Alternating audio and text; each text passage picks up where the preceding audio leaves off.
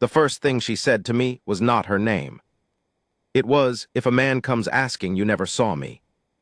She was sitting in the weeds beside the northbound tracks with blood drying through one boot, one sleeve torn to the elbow, and a little silver locket clenched so tightly in her fist that the chain had cut a red line across her palm. A freight train had just passed, leaving the rails humming and the evening full of dust. She looked young enough to still believe fear could be hidden if you kept your face still. She was wrong about that. I should have ridden on. Every sensible part of me knew it. Instead, I climbed down from my horse, opened my canteen, and made the decision that would bring armed men to my ranch, reopen a grave I had spent 6 years avoiding, and force both of us to decide what kind of people we were willing to become when survival demanded more than simply staying alive. Some lives change with a gunshot. Mine changed with a woman whispering beside a railroad track, "Please don't make me go back." Part 1, the woman beside the tracks. 1, the hum in the rails. My name is Elias Mercer, and before the autumn of 1887, I believed weather was the most honest thing in the territory. That sounds foolish until you have spent enough years with people. Rain never tells you it is coming, and then sells your cattle to your neighbor. Snow does not swear devotion at supper and disappear before breakfast. Wind may tear the roof off your barn, but at least it announces itself by shaking the cottonwoods first. So I kept a pocket ledger of the weather. Temperature when I could guess it, wind direction, cloud shape, the smell before storms. I had been doing it since my wife Clara died, though I told everyone it was for the ranch. The truth was less dignified. Facts gave my hands something to do. That evening I had written, September 19. Dry west wind, heat holding after sundown, grasshoppers thick near the creek. Then I found her. She was about 40 yards south of the abandoned signal post where the railway bent toward Red Bluff. My bay gelding Amos saw her before I did, his ears tipped forward. He slowed without being asked. At first I thought the dark shape in the weeds was a coat dropped from a train. Then it moved. I remember the metal song of the rails after the freight had gone. I remember Amos blowing through his nose. I remember the smell of hot iron, sage, and coal smoke hanging low over the ground. And I remember her eyes. Not because they were beautiful. I suppose they were in an exhausted way. Brown, almost black in the fading light. What I remember was how quickly they measured everything. Horse, saddle, rifle, my hands, distance to the tracks, distance to the scrub, whether I limped, whether I was alone. People who feel safe do not look at a stranger that way. She pushed herself backward on one hand when I dismounted. "Easy," I said. "Don't." "All right." I stopped. Her boot was split along the side, and blood had soaked the leather near the ankle. She wore a gray traveling dress under a man's brown coat 2 sizes too large. One cheek was bruised yellow beneath fresh dust. Her hair had once been pinned neatly, but most of it had fallen loose. I took my canteen from the saddle horn and set it on the ground between us. "You thirsty?" She looked at the canteen as if thirst itself might be a trap. "I'm not taking you anywhere," I said. That's what men say before they take you somewhere. There was no accusation in it. That made it worse. I sat down in the dirt, far enough away that she could see I was not planning to grab her. My knees complained.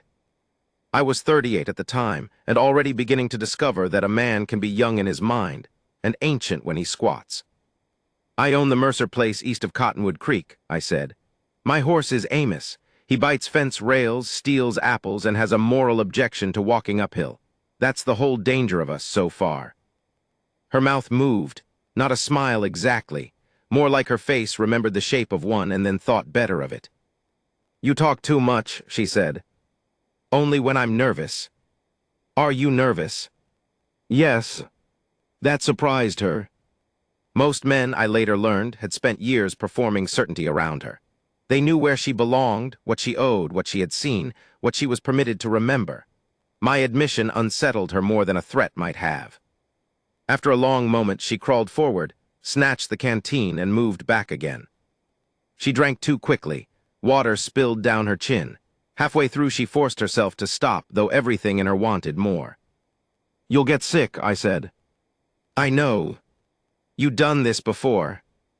Been thirsty. Run until you forgot to drink." Her eyes lifted to mine. That was when she said, If a man comes asking, you never saw me. I rubbed the edge of my ledger through my coat pocket with my thumb. A habit. Clara used to tease me for worrying paper like a rosary bead. What man? She looked toward the west, where the tracks vanished into heat shimmer and evening dust. Any of them? Then she tried to stand. Her bad leg folded under her. I moved without thinking. She reacted faster than anyone with an injured ankle should have.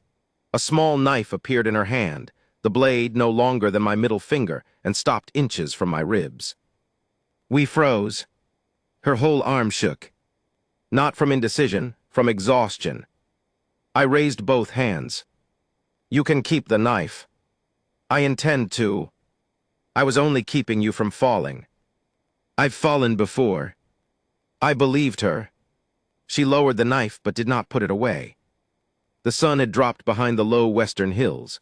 Night came quickly in that country. Coyotes would start soon. The nearest town was 11 miles by track, my ranch 4.5 by a cattle trail. She could not walk either distance. I have a bunkhouse, I said. Empty since spring, door bolts from inside, you can sleep there. I'll bring food and bandages and leave you alone. No town. No town. No doctor. Not unless you ask. No sheriff. Not unless you ask. Her eyes narrowed. Why? It was a fair question. I had no fair answer. Because Clara once collapsed in our kitchen while I stood 10 feet away and believed we had time. Because after she died, I learned there are moments when helping is less a virtue than an instinct you either obey or spend years arguing with afterward. Because the sight of that woman beside the rails had put an old helplessness in my throat. What I said was, because you're hurt. She stared at me for several breaths. Then she nodded once. I helped her onto Amos only after she made me turn around while she arranged herself. She kept the knife. I walked beside the horse, holding the reins loose. We had gone half a mile before I asked, "What should I call you?" She was quiet so long I thought she would refuse. "Me," she said at last. I did not know then that it was not her name. 2, a door that locked from the inside. The bunkhouse sat behind the main barn, a narrow plank building with 2 cots, a cast-iron stove, and 1 window facing the creek. It smelled of old wool, mouse droppings, and cedar shavings. I had not used it since my hired man left for Colorado in April. Me stood in the doorway on 1 foot and inspected the room like a military officer reviewing a fortification. Window opens. Yes. Back exit. No. Her face tightened. I pointed to the window, wide enough to climb through. She tested it herself. Then the door bolt. Then the cot frame. Then the space beneath the bed. I pretended not to notice. My housekeeper, if you could call her that, was Mrs. Alma Pike, a widow of 63 who lived 2 miles south and came 3 mornings a week to keep me from dying of my own cooking. She was not there that evening. I was grateful. Alma could extract a family history from a fence post. I brought a basin, soap, clean cloth, bread, cold beef, and the jar of salve Alma used for cuts. Me had removed the ruined boot by then. Her ankle was swollen nearly double. There were older bruises on her shin, some green and fading, some purple. I saw them only because she could not cover everything at once. Her hand moved quickly to pull her skirt down. I looked away. Sorry. For what? She asked sharply. Looking. She went still. It was a strange moment. I remember it because I had expected anger. Instead, something in her face seemed to loosen and hurt at the same time. You apologize for looking. When I shouldn't. She let out 1 quiet breath through her nose. People where you come from don't. I come from Missouri. We have eyes there too. That almost smile happened again. I showed her how much salve to use and left. Halfway across the yard, she called my name. Not me, mind. Mr. Mercer. I turned. She was holding the bread in both hands. Thank you. It sounded difficult for her. I tipped my hat and went inside before I could make it difficult in return. That night I did not sleep much. At 11, I saw light under the bunkhouse door. At midnight, still light. At one, I heard the bolt slide and looked through my kitchen window. Me stood barefoot in the yard beneath the moon, wrapped in the brown coat. She walked to the fence, touched the top rail, looked toward the eastern road, then the western hills, then the railroad country to the north. She was mapping exits. I knew the behavior because cattle do a version of it when you unload them into a new enclosure. They test the boundaries, find weak boards, learn where panic might carry them. Comparing a frightened woman to cattle would have earned me a frying pan from Clara, but the observation was not cruel in my mind. Fear is an old animal, older than manners. Me remained outside 10 minutes, then returned to the bunkhouse. The lamp went dark at 2:17. I know because I wrote it down. Not in the weather ledger, on a scrap of feed invoice. I stared at what I had written and felt ashamed. She was not weather. I burned the scrap in the stove. 3 ALMA Pike sees everything. The next morning began with a rooster I did not own. He belonged to Alma and had apparently followed her wagon nearly 2 miles because, in her words, he has poor judgment and an inflated sense of destiny. Me was still asleep when Alma arrived. I met her near the kitchen door and attempted casual conversation. I have never been good at casual conversation, and Alma had known me since before my beard filled in. "You're standing wrong," she said. "I'm standing. Guiltily. I found a woman beside the railroad." Alma blinked once. Then she put down her basket of eggs. "Alive. Yes. Good start." I explained what little I knew. I left out the bruises because those belonged to me. I mentioned the ankle, the bunkhouse, the request for no sheriff. Alma listened with her mouth pinched. When I finished, she said, "And you agreed." "I did." "Why, you too." I asked first. I rubbed my ledger through my pocket. Alma watched the movement and her expression softened. "Oh, Elias. Don't. I didn't say anything. You were about to. I was about to say you need coffee. You were about to say Clara." She poured coffee. We both knew I was right. Me woke after 9. Alma met her without questions, which may have been the kindest miracle performed on the ranch that week.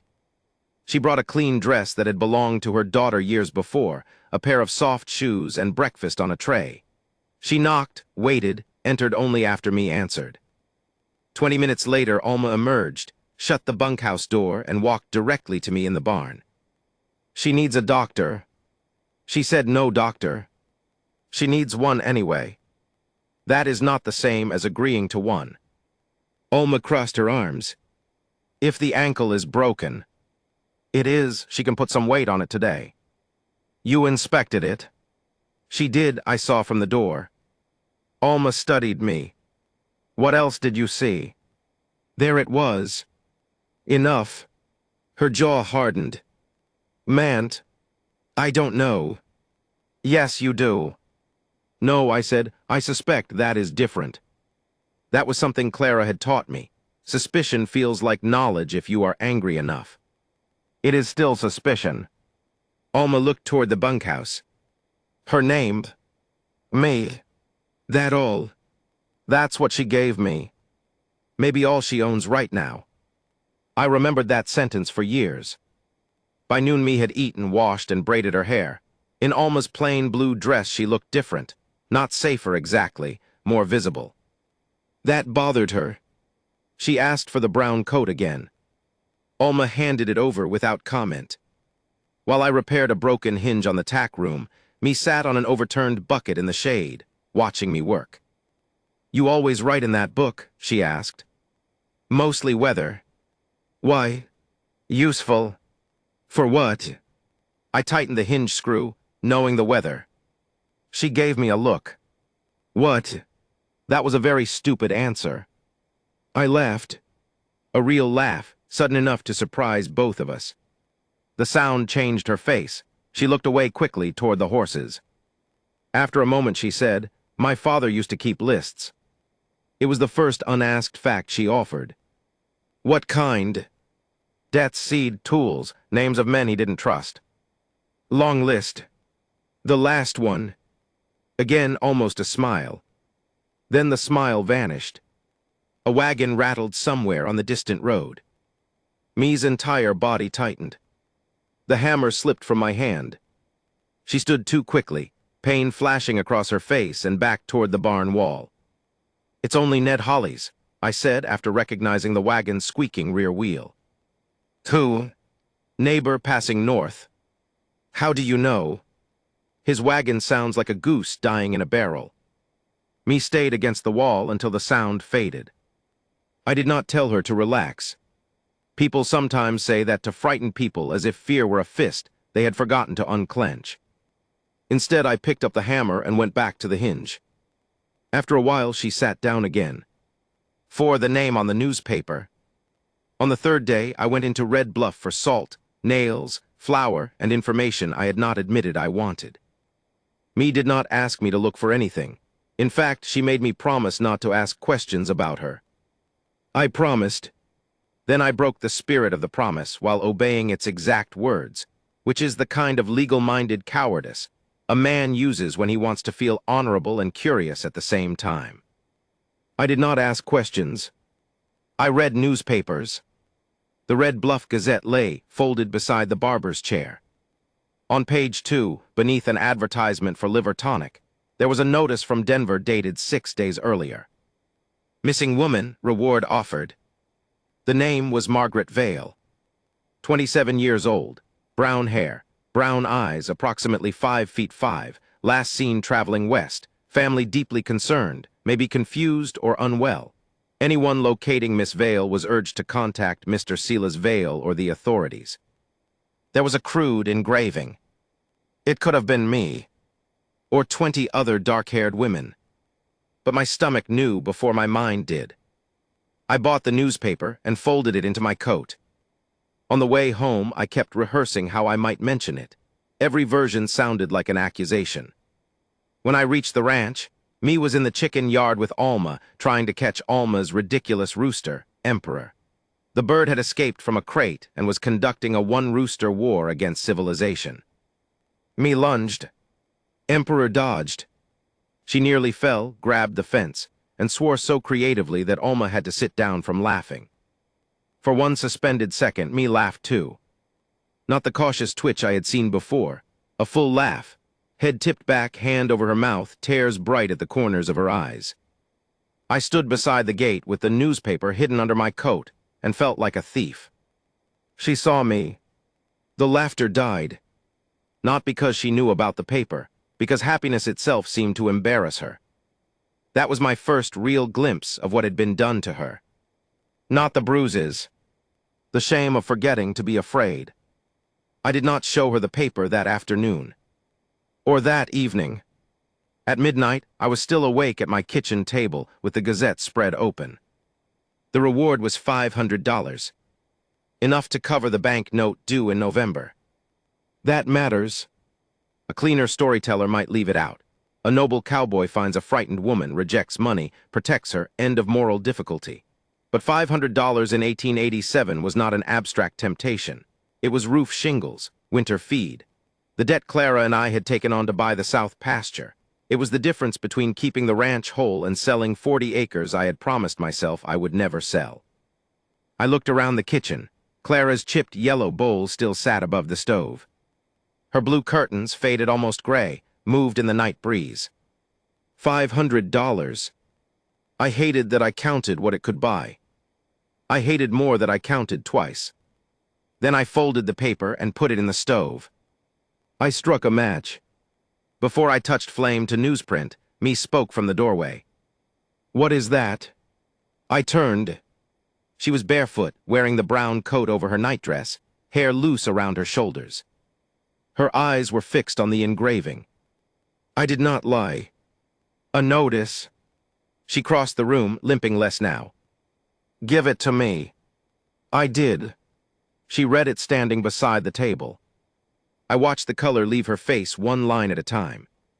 When she reached the name Silas Vale, the paper began to tremble. "Is he your father?" I asked. "No. Brother." Her eyes stayed on the page. "Husband." The word fell very softly. I had not expected that. She folded the newspaper once, then again, precise edges. Your name is Margaret. She swallowed. It was. I did not ask what that meant. Not yet.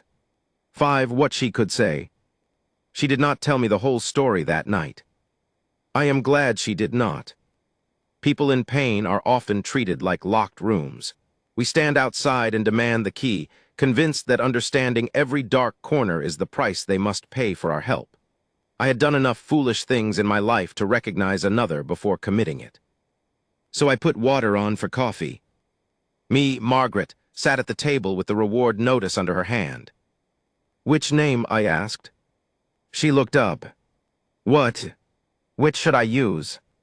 Her face changed, only slightly. Me. All right.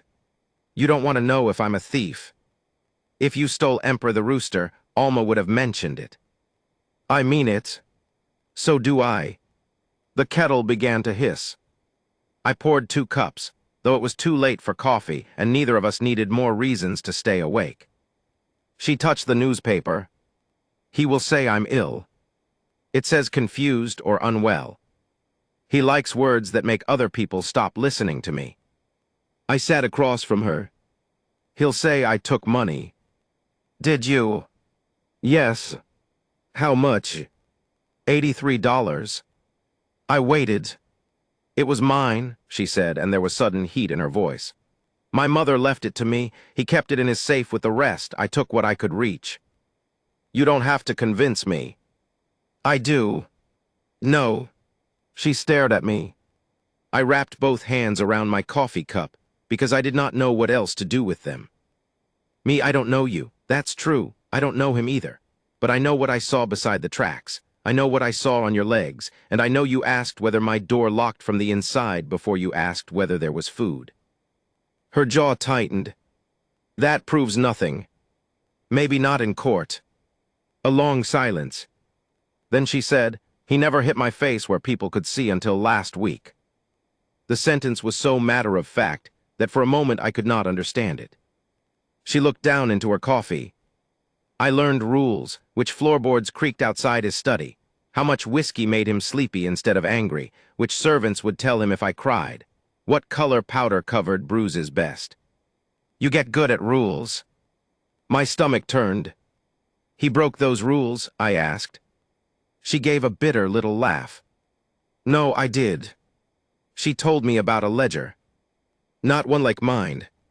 Silas Vale owned freight warehouses in Denver and held shares in mining concerns farther west.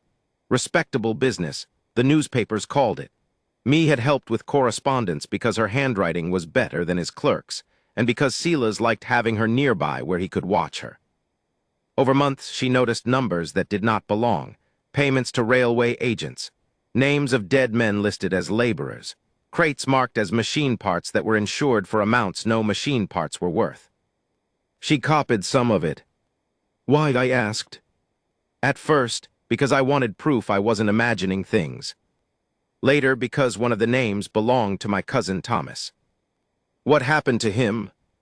He was killed in a warehouse fire 2 years ago. Silas said it was an accident.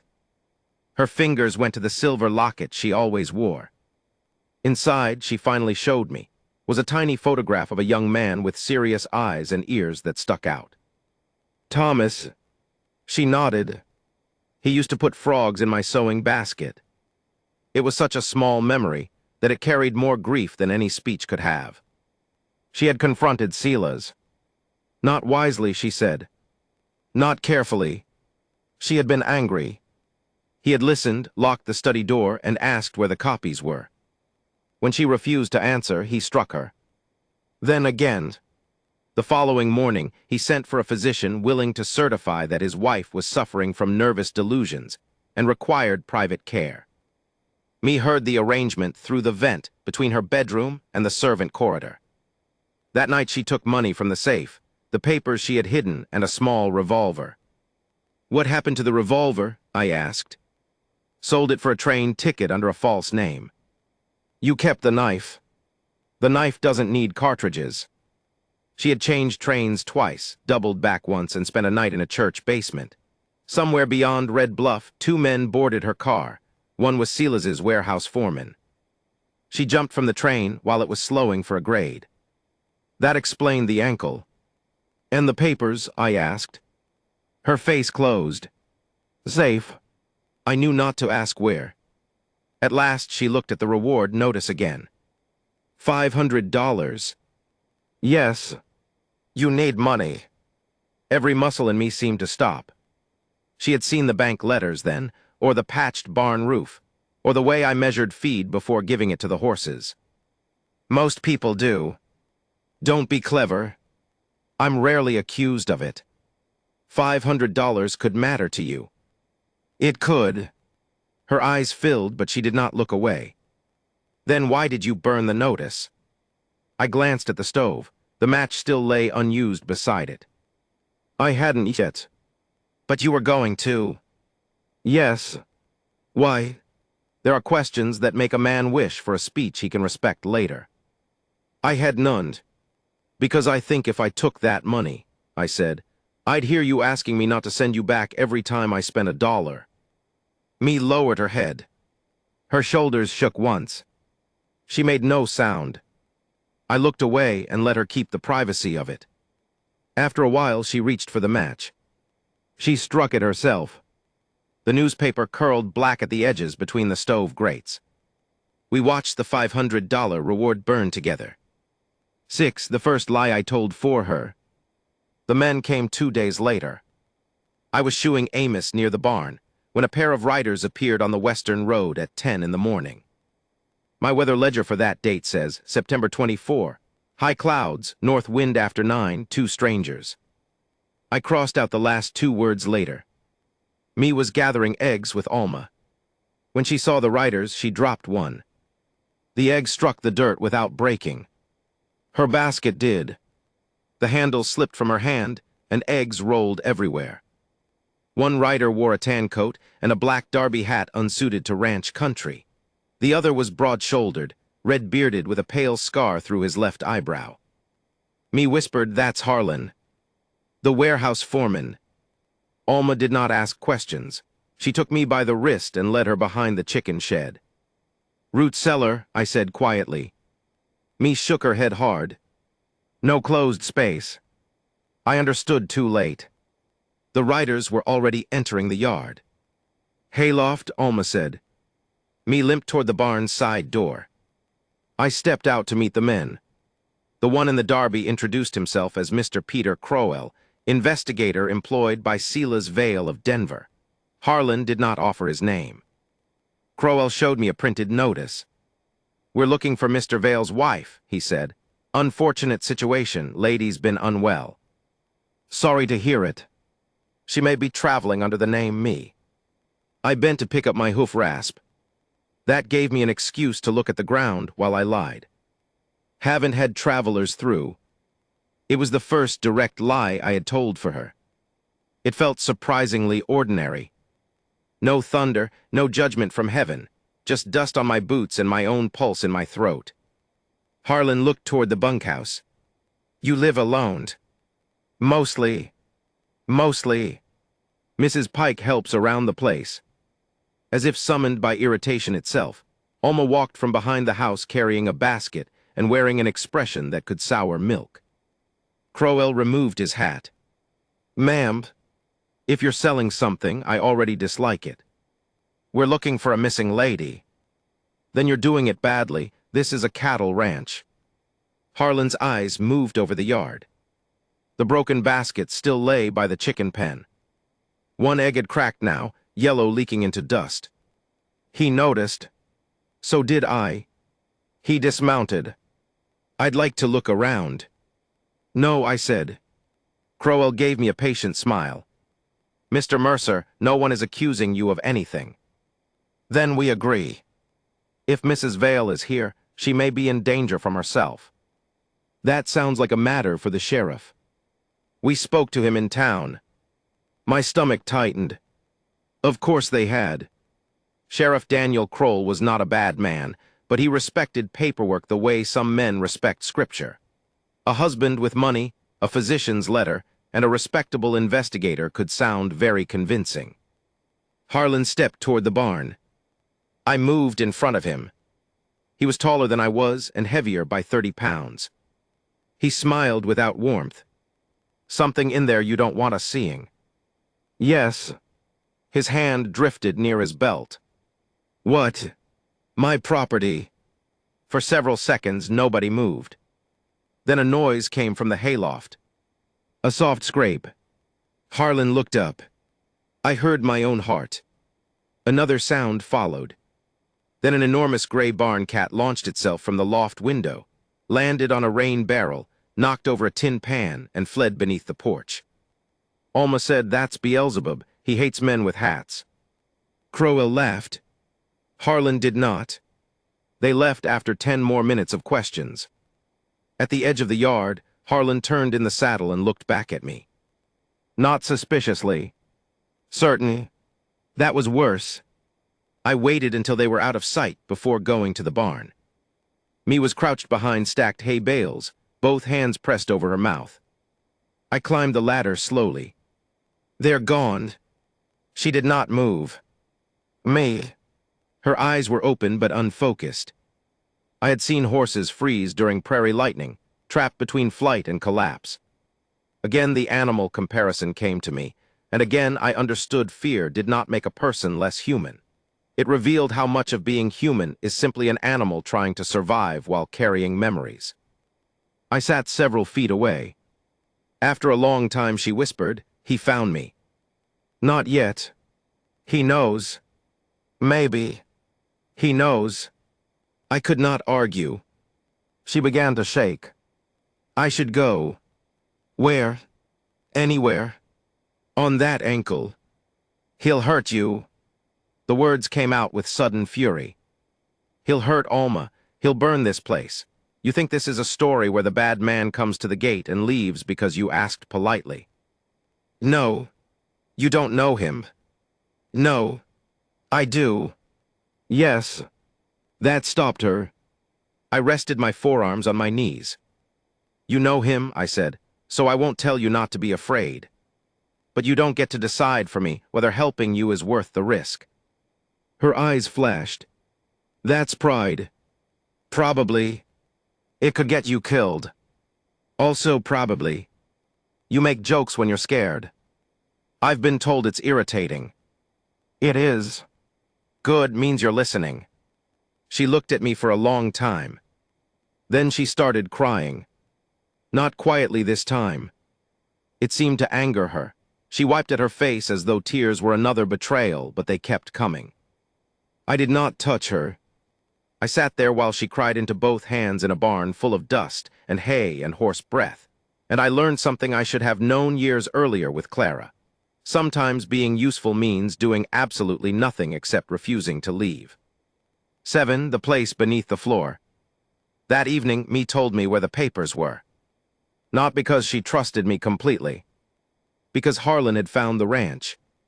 She had hidden the copied ledger pages in the abandoned station house near the tracks, beneath a loose board under the old ticket counter. She had put them there before I found her, intending to return once she could walk. If they search the station, I asked. They might. Then we move them. You can barely get down the porch steps without swearing. I swear very effectively. That part is healed. She gave me a look that would have killed weaker men. We left after midnight. Alma stayed at the ranch with a shotgun across her lap. I asked where she had learned to shoot. My husband, she said. Did he teach you? No. He made me want to. I did not ask for clarification. Me rode Amos. I took my older mare, Juniper. The moon was thin, the prairie silver at the edges. We spoke little. At the station ruins, the wind pushed dust through broken windows. A telegraph wire, disconnected years before, tapped softly against the wall. Me knelt behind the counter and pried up a plank with her knife. The hollow beneath was empty. She stared down. No. She reached into the space, as if the papers might have become invisible. No. I dismounted and came closer. You're sure? I put them here. Her breathing quickened. Me. I put them here. There were boot marks in the dust. Fresh. 2 men, perhaps 3. One print had a narrow heel and a chipped edge. Harlan had worn a boot like that in my yard. Me stood too fast and hit the counter with her hip. He has them. Maybe. He has them. I could see what the loss meant. Not only evidence, it was the object around which she had built her courage, the proof that made escape something more than running. Now it was gone. She backed against the wall. I left Thomas's letter with them. What letter? He wrote me 3 days before the fire. He said he had found something in the warehouse records. He wanted to meet. I never answered because Silas took me to Colorado Springs. Her voice broke.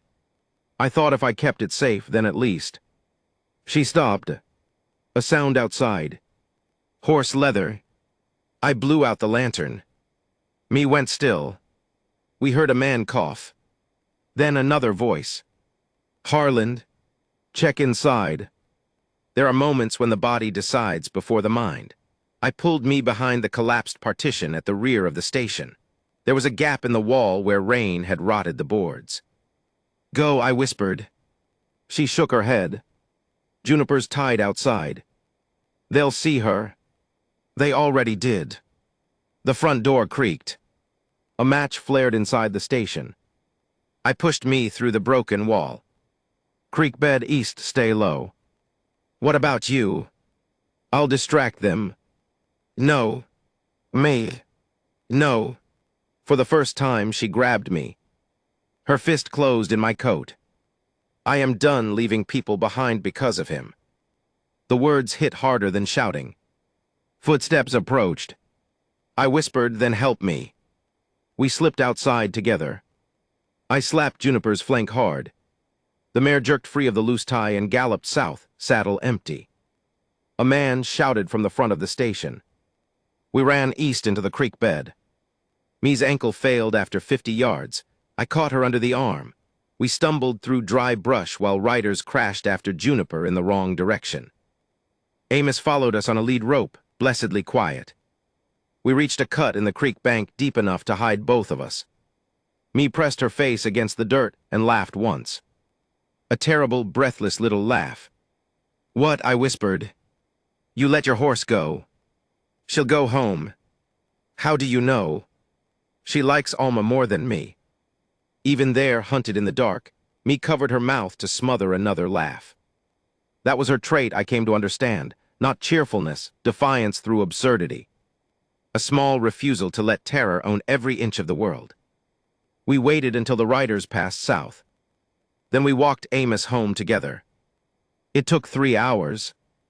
Me limped the final mile without complaint until I told her that was annoying too. She said good means you're listening. She had stolen my line. I decided not to mention it. 8, a letter from a dead woman. We returned at dawn to find Juniper in the yard, eating Alma's laundry. Alma was furious with the mare and relieved enough to cry when she saw us. The ranch, however, had been searched. Nothing obvious was stolen. Drawers had been opened, bedding disturbed, my desk rifled through. The back door stood crooked where someone had forced the lock. On the kitchen table lay Clara's photograph. It had been taken from the drawer where I kept it. Beside it was a note. Turn over Mrs. Vale. Next time we take something you can't replace. Me read it once and sat down. I'm leaving. No. This is exactly what I told you. I heard you. They know about Clara. The use of my wife's name struck me strangely. Me had seen the photograph before but rarely mentioned her. They know she mattered, Me said. They'll find out what else matters. I looked toward the doorway where Alma stood. There it was, the heavy decision, though I did not understand its full weight yet. Protecting me was no longer an act I could pretend belonged only to me. I could risk my land, my body, my reputation. Alma had not volunteered to become a target. Neither had Ned Holly's, whose ranch bordered mine. Neither had the boy who brought our mail twice a week. A brave man in stories makes his stand. A responsible man counts who might be standing behind him when bullets arrive. I sat at the kitchen table. "We go to Sheriff Kroll," I said. Me stared at me. "No. Listen first. No. We cannot keep reacting to Harlan. We need law on our side. You think a sheriff with a badge can undo a doctor's letter and a husband's money? I think Kroll knows me. He does not know me. Then he can meet you." Her face went white with anger. "You promised no sheriff unless I asked." "I did. And now armed men have broken into my home and threatened people around us." Her chair scraped backward. "So your promise lasted until it became inconvenient. That is not fair." "No, it is." She walked out. I let her go because I was angry too. 5 minutes later, Alma slapped a dish towel onto the table. "You idiot. Thank you. You promised her." "I know what I promised." "Apparently not. What would you have me do?" "Ask." "I did ask. She said no." "No, ask what she thinks happens if she goes to Kroll. Ask what she needs before she can risk it. Ask like her answer matters." I rubbed my forehead. Alma picked up Clara's photograph. "She used to hate this about you." I looked up sharply. "What? You decide the practical thing and then act wounded when everyone else objects to being arranged around it." "That is not." "It is exactly." Clara had said almost those words once during our worst argument, 8 months before she died. The memory took the heat out of me. Alma placed the photograph in front of me. "She loved you anyway. That does not mean she was wrong." I found me by the creek. She sat under a cottonwood, throwing pebbles into shallow water. I stopped several yards away. "I'm sorry." She did not answer. "I broke the promise before I actually broke it. I decided without you." Still nothing. "I'm afraid," I said. That made her turn. I continued because stopping would have been cowardice. "I'm afraid they'll hurt Alma. I'm afraid they'll burn the barn. I'm afraid I'll make the wrong choice because once, years ago, I waited too long to make one." Me looked at the creek. "Clara." "Yes." For the first time, I told her. Clara had been pregnant, 7 months. She woke with pain and bleeding one winter morning while snow blocked the road. She wanted me to fetch Dr. Henley immediately. I thought the storm was too bad and that we should wait for daylight. By dawn, she was worse. The doctor came too late. The baby died first. Clara lived 3 days. The doctor told me there was no certainty an earlier ride would have changed anything. Certainty has never comforted me much. "I keep weather notes," I told me, because I spent 6 years trying to remember exactly how hard it snowed that night, as if enough facts might tell me whether I killed my wife by being cautious. Me's face softened. "You didn't kill her. You can't know that." "No," she looked at me, "I can't." It was kinder than reassurance. She moved over on the bank. I sat beside her. After a while she said, "If we go to the sheriff, Silas will know exactly where I am." "He already does." "Yes. What else?" "He may have legal papers, a commitment order, something saying I'm not competent." "What do you need?" She thought. "A witness who knew me before Silas." "Anyone nearby?" "My Aunt Ruth lives in Santa Fe, or did 2 years ago." "That's a long way." "I know." "Anyone else?" Me touched the locket. Thomas had a friend, Samuel Gray Fox, Apache. He worked freight routes and knew what Thomas was investigating. Silas hated him. "Where is he?" "Last I heard, near Fort Stanton." "Also a long way." "But not impossible." "We can send a telegram," I said. Me looked at me. "From town?" "Yes." "Where Harlan may be watching?" "Yes." A pause. Then she smiled faintly. "That is a terrible plan." "It's the first draft." She looked down at the creek. "All right." It was not forgiveness exactly, but it was a door unlocked from the inside. 9. The telegram. We did not take me into town. Alma went. She wore her black church dress, carried a basket of eggs, and complained loudly enough about the price of lamp oil to ensure anyone watching would remember her for the wrong reason. The telegram was simple. Samuel Greyfox stop. Margaret Vale alive stop need testimony regarding Thomas Vale and Denver freight records. Stop reply Mercer Ranch Red Bluff territory stop urgent. We debated using me's name. In the end, she insisted. I'm tired of hiding every word. That did not mean she was done hiding herself. There is a difference. For 3 days, nothing came. Those days were strange. Danger sat around us like weather that refused to break. We still had chores.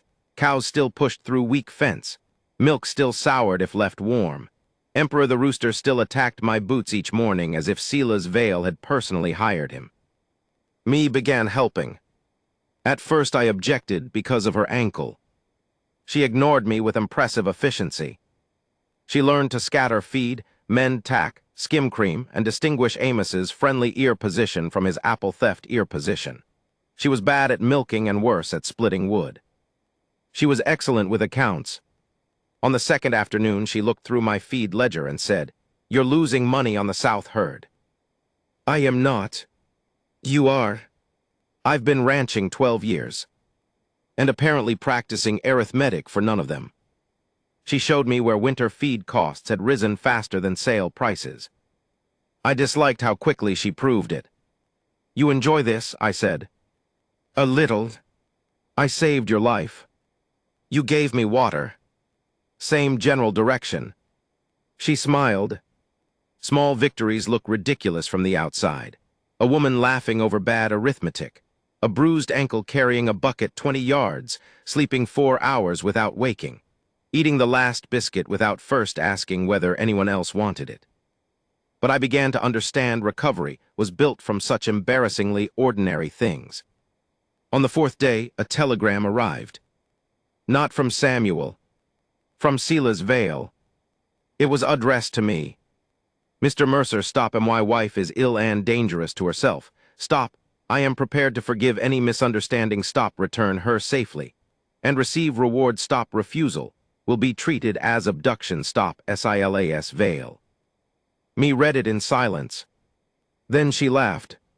Not because it was funny. He forgives you, she said. Generous. He likes forgiveness. It lets him stand above everyone. I folded the telegram. What do you want to do? She looked at me carefully, perhaps noticing that I had asked. Nothing. All right. Does that bother you? Yes. But you'll do nothing. For today. She nodded. The next morning our north pasture burned. 10 FIRLNE. Smoke woke me before light. I smelled it through the bedroom window, sharp and oily, wrong for a cook stove. By the time I reached the porch, the northern sky was orange. Fire, I shouted. Everything after that became movement. Alma rang the iron triangle by the barn. I saddled Juniper. Me ran from the bunkhouse pulling on boots, hair loose down her back. The fire had started along the fence nearest the county road and was racing east through dry grass. Wind from the north. My ledger had predicted that part. What it had not predicted was someone soaking 3 fence posts in kerosene. We found the smell later. At the time, we fought. Neighbors arrived, Ned Hollies with his sons, the Carver brothers from 6 miles south, even Sheriff Kroll, drawn by smoke visible from town. We beat flames with wet sacks and cut a fire break with plows. Me should have stayed near the house. She did not. I found her driving cattle through the east gate, face black with soot, screaming and waving Alma's red tablecloth to turn them from the smoke. A terrified steer knocked her down. I saw it happen from 50 yards away. For one awful second, she disappeared beneath dust and hooves. Then she rolled under the fence and stood up. Stubbornness can be a defect. That morning it was a survival skill. She climbed back through the rails and kept moving cattle. We lost 40 acres of grass, a section of fence, 2 calves, and most of the hay stacked near the north shed. We saved the barn. At noon, black ash drifted across the yard like dirty snow. Me sat on the water trough, hands blistered, dress burned at one hem. I walked over carrying 2 cups. You disobey instructions beautifully. She took the water. You're welcome. I meant you could have died. So could you. That is different. No, Ilias, it is. It was the first time she used my given name. I sat beside her. Across the field, Sheriff Kroll was examining the burned fence posts. He came toward us after a while. Mercer. Sheriff. His eyes settled on me. She went rigid. Kroll removed his hat. Ma'am, are you Margaret Vale? She looked at me. I did nothing. That mattered. After a moment she stood. Yes. Kroll nodded. Your husband has filed papers. I know. He claims you were taken against your will. Me's soot-blackened face became very still. Look at him, she said. Kroll glanced at me. He can barely make a woman sit down when there's a prairie fire. Does he look capable of abducting one? To my surprise, Kroll's mouth twitched. Then his expression sobered. I need to speak with you in town. Me's hands began to tremble. I saw her hide them in her skirt. Kroll noticed too. He lowered his voice. Not today, not like this, but soon. Will you arrest me? I don't know yet. It was not reassuring. It was, however, honest. Me studied him. All right. Kroll nodded and walked away. That evening, after the neighbors left and the last hot spots were soaked, Me and I stood at the edge of the burned pasture. Black ground stretched toward the tracks. I brought this here, she said. The fire. All of it. You did not strike the match. No, I only gave the man holding it a reason. I wanted to tell her that was nonsense. Instead, I remembered my own winter storm, my own useless arguments with guilt. So I said, I know that kind of arithmetic. She looked at me. It never comes out right, I added. The sun went down behind smoke. For a while we said nothing. Then a rider appeared on the southern road. Not Harland.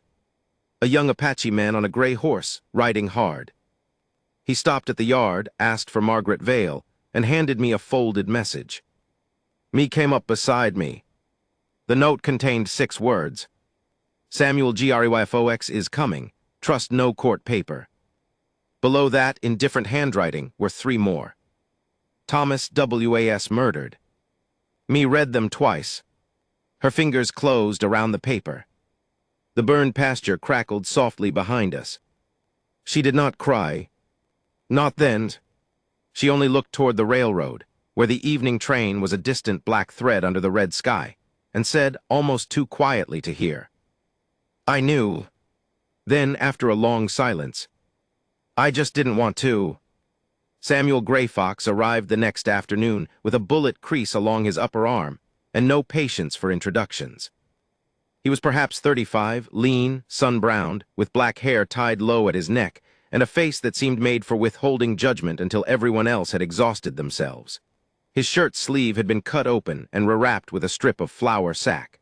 Dried blood darkened the cloth. He looked first at me. Not at me. Not at Sheriff Kroll, who had returned to inspect the burned pasture. At me. Margaret. She stood beneath the porch roof, with both hands clasped before her. Samuel. There was history in the names, not romance, something older and sadder. Samuel crossed the yard and stopped several feet from her. He did not embrace her. He did not reach for her. I'm sorry about Thomas, he said. Me's mouth tightened. I need you not to say that yet. Samuel nodded once. All right. That was the first reason I trusted him. The second came when Kroll asked about his wound. 2 men tried to persuade me not to come, Samuel said. With bullets, I asked. They were poor conversationalists. Me looked at me. I looked at her. Samuel noticed. Do you both make jokes when frightened? No, me and I said together. Alma snorted from the doorway. Samuel almost smiled. We sat in my kitchen because it was the one place with enough chairs. Kroll remained standing by the window. Samuel refused whiskey but accepted coffee. Me did not sit until Samuel did. I took out my ledger without thinking. Me tapped it with one finger. No weather. I wasn't. You weren't. I put it away. Samuel told us Thomas had come to him 6 weeks before the warehouse fire. They had known each other through freight work. Samuel's family hauled wool, tools, food, and mail between settlements. Thomas managed manifests for one of Silas Vale's warehouses. He found rifles, Samuel said. Kroll's expression changed. What rifles? Army surplus. Crates listed as drilling equipment. Some were being sold south, some west. I do not know to whom. Illegal sales. Yes. Me closed her eyes. Samuel continued. Thomas also found payments to a railway clerk and 2 territorial officials. He copied records. He gave me 1 page because he thought his rooms might be searched. My pulse quickened. You still have it. Samuel reached inside his coat.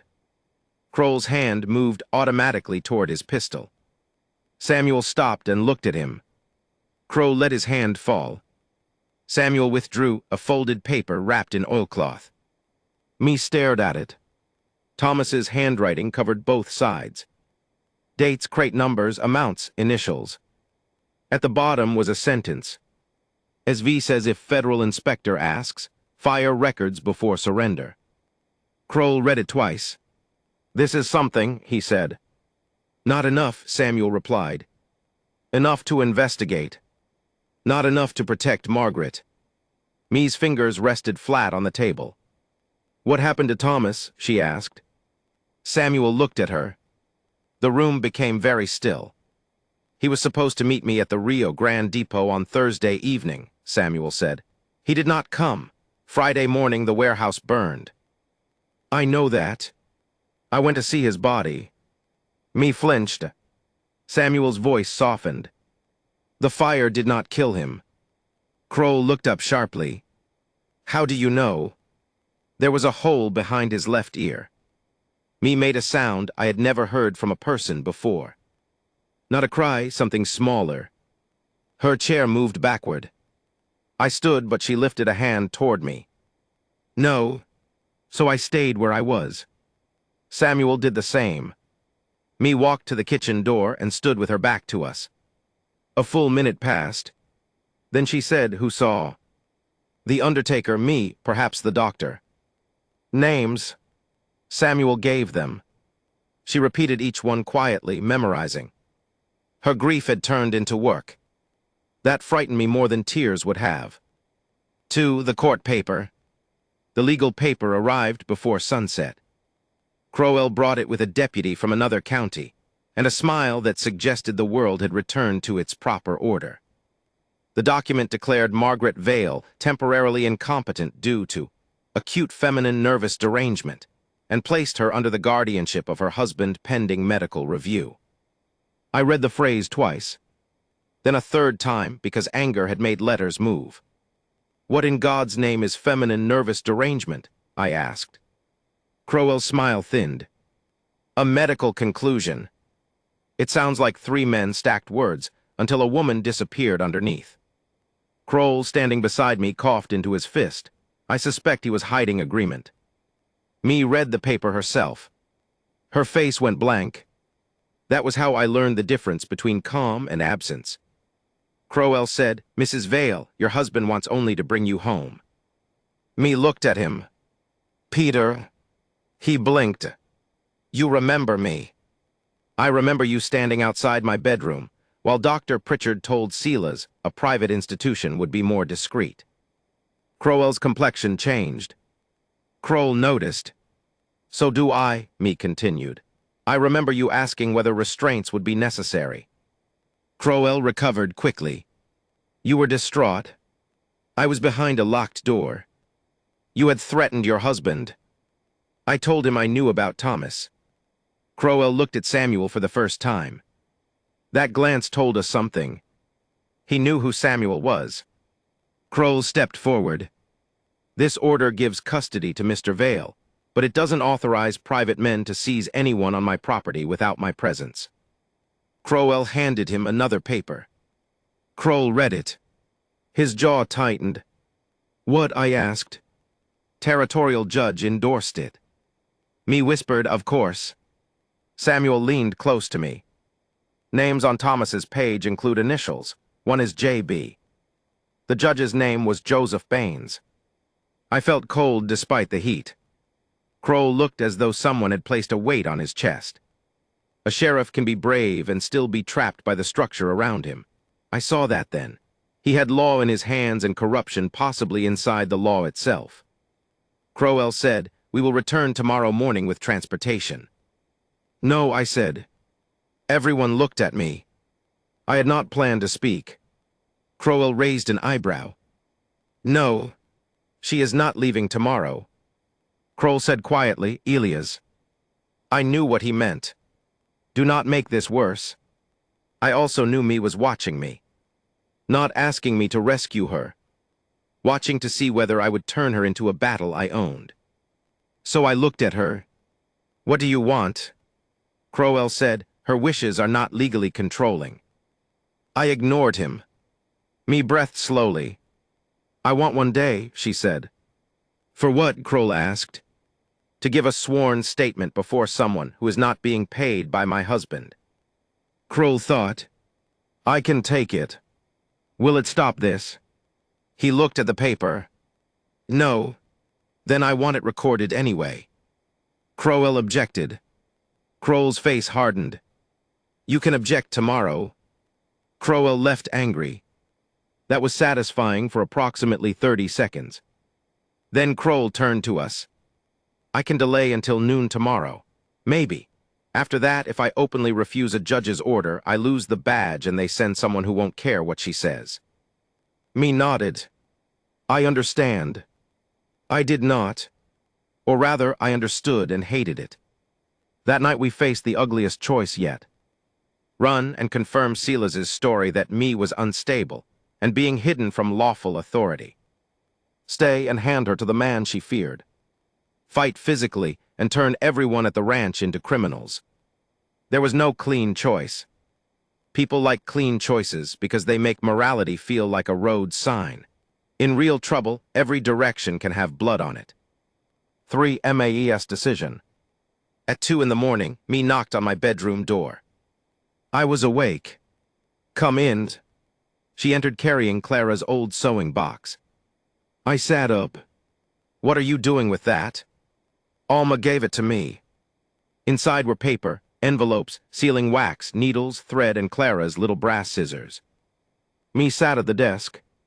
I'm going back with them. For several seconds, I thought I had misheard. No. She looked over her shoulder. You asked what I wanted. I've reconsidered the wisdom of that policy. I'm serious. So am I. She turned fully. If I run, Silas hunts me forever. If you stop them by force, you lose the ranch or your life. If Samuel takes me south, they call it kidnapping. If Kroll arrests Crowell without enough proof, Baines releases him. So your answer is to surrender. My answer is to go where Silas thinks he has one. I stared at her. No. Her eyes narrowed. You don't get to decide. I know. Then stop saying no like it has authority. I am expressing an opinion. Loudly. It's a strong opinion. She almost smiled, then did not. Samuel says federal investigators are due in Denver next month because of missing Army rifles. Thomas knew that. It is why Silas panicked. That is next month. I know. What happens to you before then? Her face flickered. Fear. There it was. The plan was not brave because she lacked fear. It was brave because fear was sitting in the room with us, fully informed. I don't know, she said. That answer broke something in my anger. I got out of bed and pulled on trousers over my long underwear, because grave conversations feel less grave when a man is standing in striped drawers. Me turned away politely. Thank you, I muttered. You're welcome. When I was dressed, we went to the kitchen. Samuel was already there. So was Alma. Apparently nobody slept anymore. Me laid out her plan. She would comply publicly with the order. Before leaving, she would give Kroll a full statement naming Silas, Crowell, Dr. Pritchard, Judge Baines, and every detail she remembered about the freight records. Samuel would carry Thomas's surviving page to the federal marshal's office in Santa Fe rather than Denver, where local officials might intercept it. I would do nothing. That last part was unacceptable. I'm not doing nothing. You are keeping the ranch. That is not an activity. It is if someone tries burning it again. Alma said she has you there. I glared at her. Me continued. I need Silas to believe you are frightened enough to stop helping me. I'm offended by the acting challenge. You look frightened naturally. Samuel actually laughed. I disliked him briefly. Then me placed Clara's sewing box in front of me. I want to hide copies of my statement in different places.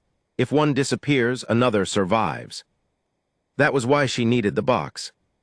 For the next 4 hours we wrote. Me dictated, I copied. Samuel copied, Alma copied. Names, dates, injuries, threats, accounts. Thomas, the doctor, the locked bedroom, the intended institution, everything. At one point me stopped speaking. Her gaze fixed on the table. What? I asked.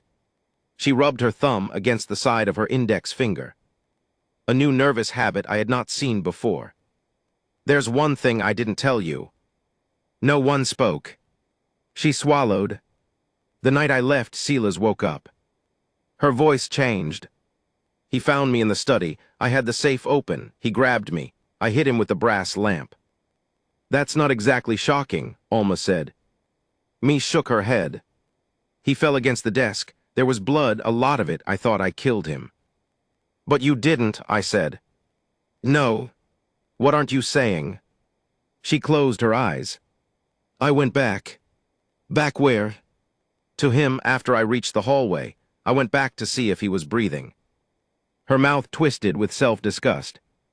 I had dreamed about escaping for 2 years, and when I finally hurt him enough to run, I went back and put a cushion under his head. Alma's expression softened. Me looked furious.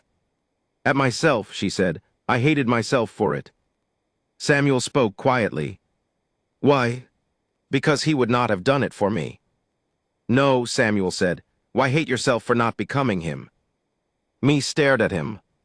The room went silent. That sentence stayed with all of us. We added the lamp incident to the statement. Not because it helped her case. Because truth that omits inconvenient pieces becomes another kind of cage. 4 noon. Crowell arrived at 11:58. Harlan came with him. So did a closed carriage. Crowell was already there. Me wore Alma's blue dress and her own brown coat. Her hair was pinned neatly. She looked more like the woman in the reward notice than she had since I found her. I hated that. Samuel had left before dawn for Santa Fe, with Thomas's paper sewn into the lining of his saddle blanket. 3 copies of me's statement existed. Kroll carried one. Alma had hidden one somewhere. She refused to tell even me. The 3rd was in my weather ledger, pages folded into the back cover beneath 6 years of rainfall notes. Crowell stepped down from the carriage. Mrs. Vale. Me walked toward him. I stood beside the porch and did not move. Every part of my body wanted to. Harlan smiled at me. Smart man. I rubbed the ledger in my pocket. Me reached the carriage. Then she stopped. Sheriff, she said. Kroll stepped forward. I am going voluntarily only in the sense that I am choosing not to force you to arrest Mr. Mercer or Mrs. Pike. I do not consent to medical confinement. I fear my husband. I believe he was involved in the murder of Thomas Vale. Crowell said, enough. Kroll replied, she's entitled to speak. Me turned to me. I will remember her face as long as I remember anything. She was terrified and embarrassed that I could see it. Elias. I stepped closer. Not too close. You still have the locket? I asked. Her hand went to her throat. Yes. Good. It was a stupid thing to say. I had wanted something meaningful. All I could think of was the locket. Me understood anyway. She nodded once. Then she climbed into the carriage. Harlan followed. The door shut. I watched the carriage roll west until dust swallowed it. Only then did I realize my right hand was bleeding. I had held my thumbnail against the edge of the ledger so hard it had cut the skin. Alma stood beside me. You did what she asked? Yes. Hard, isn't it? Yes. She trusted you to let her go. I looked at the empty road. That feels like a rotten kind of trust. Most important kinds do. 3 days of nothing. For 3 days, nothing happened. That was worse than gunfire. I worked. I repaired the north fence, counted cattle, rebuilt the shed roof, checked the road every 15 minutes while pretending not to. My ledger entries became absurdly detailed. September 30, morning 47 degrees perhaps, Cirrus East. Wind WSW, Juniper favoring left foreleg. Emperor attacked Blue Bucket, no message. October 1, light frost at Creek, no message. October 2, clear, no message. I crossed out no message each day. Then wrote it again. On the third afternoon, Kroll arrived alone. I knew before he dismounted. His face carried news badly. What? Vale never took her to Denver. The world seemed to narrow. What do you mean? The carriage turned north after Red Bluff. Where? I don't know. Crowell told me they were catching the Denver train at Mason Junction. Station master says they never came. I was already moving toward the barn. Kroll caught my arm. Elias. I pulled free. Don't. We need to think. We thought that worked beautifully. His face tightened. You think I don't know? That stopped me. Kroll looked older than he had 3 days earlier. I handed her over. So did I. Yes. There was enough blame for both of us, and neither of us had time to spend it. Tracks, I asked. Carriage marks turn north at Miller's Wash. After that, hard ground. Harlan know any property north? Kroll nodded slowly. Vale Mining owns an abandoned silver prospect near Blacktooth Ridge. I saddled Amos. Kroll did not stop me again. Alma loaded my rifle and handed it over. No heroics, she said. Define heroics.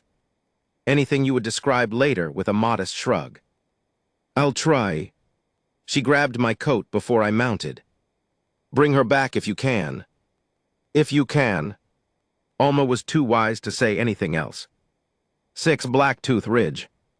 Blacktooth was not a mine so much as a wound in a hillside. The prospect had closed years earlier after 2 shafts flooded.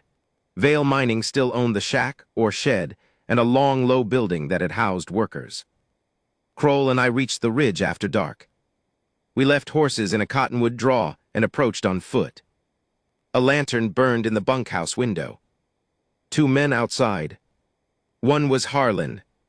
The other I did not know. Kroll whispered, "We need proof she's inside before I move." You need proof. I need enough that if this goes wrong, I can explain why I violated a judge's custody order. I nearly laughed from fury. Then I remembered the system could eat him too. All right.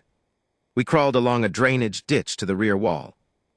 There was a small window high enough that I had to stand on Kroll's back to see through it. He objected quietly to the arrangement. You're heavier than you look. You're shorter than you claim. Do you see her? The room inside was empty. A chair, table, rope. Blood on the floor. My stomach dropped. Blood. Kroll went still beneath me. How much? Not enough. What does that mean? I don't know. A door opened inside. I ducked. Voices. Crowell's. Should have stayed in Denver. Then me. You should have learned to count. Alive. My knees nearly gave way. Kroll hissed, "Is she there?" "Yes." "What is she saying?" "Insulting his arithmetic." Kroll stared up at me. "That woman is remarkable." "No, she's terrified." The correction came sharply. I needed him to understand, needed myself to remember. Courage does not erase terror. Inside, Crowell said, "Where are the copies?" Me replied, "You search the station, you tell me." "You gave something to Gray Fox." Silence. A slap. My hands closed on the window frame. Kroll pulled at my trouser leg. "Ilias, do not." I wanted to go through the wall. Instead, I stayed. That may have been the hardest useful thing I did in my life. Crowell continued questioning her. He wanted the surviving evidence. He did not know Samuel was already riding south. Then another voice entered the room. Silas Vale. I had imagined him for weeks. A brute, a giant, a villain a child might recognize. His voice was mild, cultured, almost tender. "Margaret, this can end." Me said nothing. "You are making strangers suffer for a family disagreement." Still nothing. "I know you are angry." Kroll's jaw clenched. Silas went on. "I forgive you for striking me." Me laughed once. "You always do." "For stealing my money. For humiliating me. Your favorite injury." A chair scraped. Silas's voice lost some softness. "You think that rancher understands you." My breath stopped. He found a wounded woman and invented a purpose for himself. Men like Mercer need damaged things. It makes them feel less damaged. The word struck because some part of them was true. I had thought of Clara when I found me. I had wanted to correct an old failure. Inside, me was quiet for so long I feared his words had reached her too. Then she said, "Maybe." My chest tightened. Silas sounded pleased. Me continued. But when I told him no, he stopped. Silence. When I locked a door, he stayed outside. When I changed my mind, he was angry and listened anyway. Do you understand how small that sounds, Silas? That is the terrible part. You made ordinary decency feel like a miracle. I looked down at the dirt. Kroll did too. Inside, something crashed. Me gasped. Kroll drew his pistol. "That's enough." We moved. 7, the rescue that wasn't. People later called what happened at Black Tooth Ridge a rescue. They were wrong. We entered through the back window after Kroll broke the latch with his revolver butt. Harlan heard us and fired through the partition. The shot took Kroll high in the shoulder. He went down. I fired once toward the floor to force Harlan back. Then everything became smoke, shouting, splintered wood. I crawled to Kroll and dragged him behind the stove. "Stay," I said. He looked at me with profound irritation. "I'm the sheriff." "You're leaking." "Go." Harlan moved toward the hallway. I followed. I found Crowell first. He was on the floor holding his knee. Me had hit him with a chair. The chair lay in pieces. She stood behind the remains, holding one wooden leg like a club. Her lip was bleeding. One eye was swelling. "Ilias." "Hello." Her face crumpled for half a second. Then she pointed behind me. "Harlan." I turned. Too late. He hit me with the pistol barrel. Light exploded behind my eyes. I fell. Harlan kicked the rifle away. Me struck him with the chair leg. He grabbed her by the throat. I reached for his ankle and pulled. We went down together. No one fought beautifully. That is another lie stories tell. Real fights are elbows, breath, panic, bad footing, fingers in eyes, people slipping on their own blood. I remember Harlan's beard against my cheek and the smell of tobacco. I remember trying to breathe with his forearm on my throat. Then me drove the broken chair leg into his injured knee. He screamed. I rolled free. Kroll appeared in the doorway, pale, pistol in his left hand. "Done," he said. Harlan looked at the gun. Then at us. He stopped. Silas was gone. A rear door stood open. Me saw it and ran after him. I caught her at the threshold. No. She spun on me. Let go. No. He's getting away. Kroll is shot. He'll disappear. Me. Her whole body shook with rage. I understood the decision in front of her. Chase the man who had terrorized her, perhaps catch him, perhaps be killed. Or remain with the wounded people who had come for her. Silas had spent years making every choice about him. Even revenge could do the same. Me looked into the darkness where his horse thundered away. Then back at Kroll. She closed her eyes. Damn him. And turned around. That was not surrender. It was the first time I saw her choose something Silas could not control by either fear or hatred. We bound Harlan and Crowell. Me packed Kroll's wound, while I tried not to faint from the blood running down my temple. She was steady until the bandage was tied. Then she sat on the floor and vomited. I held her hair back. She began laughing between breaths. What? I asked. I imagined being brave differently. So did Kroll. From the other room he shouted, I can hear you. Me laughed harder. Then cried. Then laughed again because she was crying. Nothing about it was dignified. It was alive. Ate the thing in Harlan's coat. At dawn we searched the building. We found ropes, laudanum, forged medical documents, 2 crates of rifles, and a telegram addressed to Judge Baines. The rifles changed everything. The telegram changed more.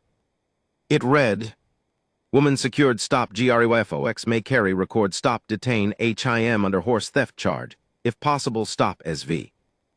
Kroll folded it carefully. That ties Baines, I asked. Not directly, it's addressed to him. Doesn't prove he agreed. Me, sitting on the table while Alma's borrowed dress dried stiff with blood, said, You sheriffs are exhausting. Evidence is exhausting. Men seem to survive without it when declaring women insane. Kroll winced. Fair. In Harlan's coat pocket, we found Thomas's letter. The original.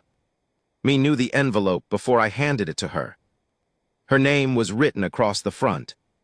She did not open it immediately. Do you want to be alone? I asked. No. So Samuel was right. Harlan had taken the papers from the station. Most had been destroyed. Thomas's letter remained, perhaps because Silas wanted to know whether it contained anything dangerous. Me opened it with Clara's brass scissors, which she had inexplicably carried in her coat pocket when they took her. Later I asked why. Because they were small, she said. That was all. The letter was ordinary at first. Thomas complained about cold coffee, mentioned a woman he hoped to marry, asked whether me remembered a fishing place from childhood. Then, I think SV is frightened, which makes him dangerous. If anything happens to me, do not confront him. Please, Maggie, you have always believed courage means standing in the doorway. Sometimes courage is leaving through the window. Me stopped reading. Her thumb covered the word Maggie. No one called her that. Not anymore. She read the final lines silently, then handed the page to me. The last sentence said, You do not owe the dead your life just because we lost ours. Me walked outside. I followed after a minute. She stood facing the mine shafts. He knew, she said. What? That I would blame myself. I did not answer. He knew me better dead than Silas ever did alive. Her voice broke. I reached for her, stopped, and let my hand fall. Me noticed. Then she stepped toward me and pressed her forehead against my chest. It was the first time she chose the contact. I put my arms around her carefully. She cried for Thomas. Not for the evidence. Not for the case. For a boy who put frogs in her sewing basket. 9. News from SANTAFE. Samuel never reached Santa Fe. That news came 2 days later. His horse arrived at an Apache camp near the Pecos without him. Blood on the saddle. No body. No paper. The message reached us through the young writer who had first brought Samuel's note. His name was Nanton. He was Samuel's nephew, 19, watchful, with a quick dry humor that appeared only when no one expected it. Me listened without moving.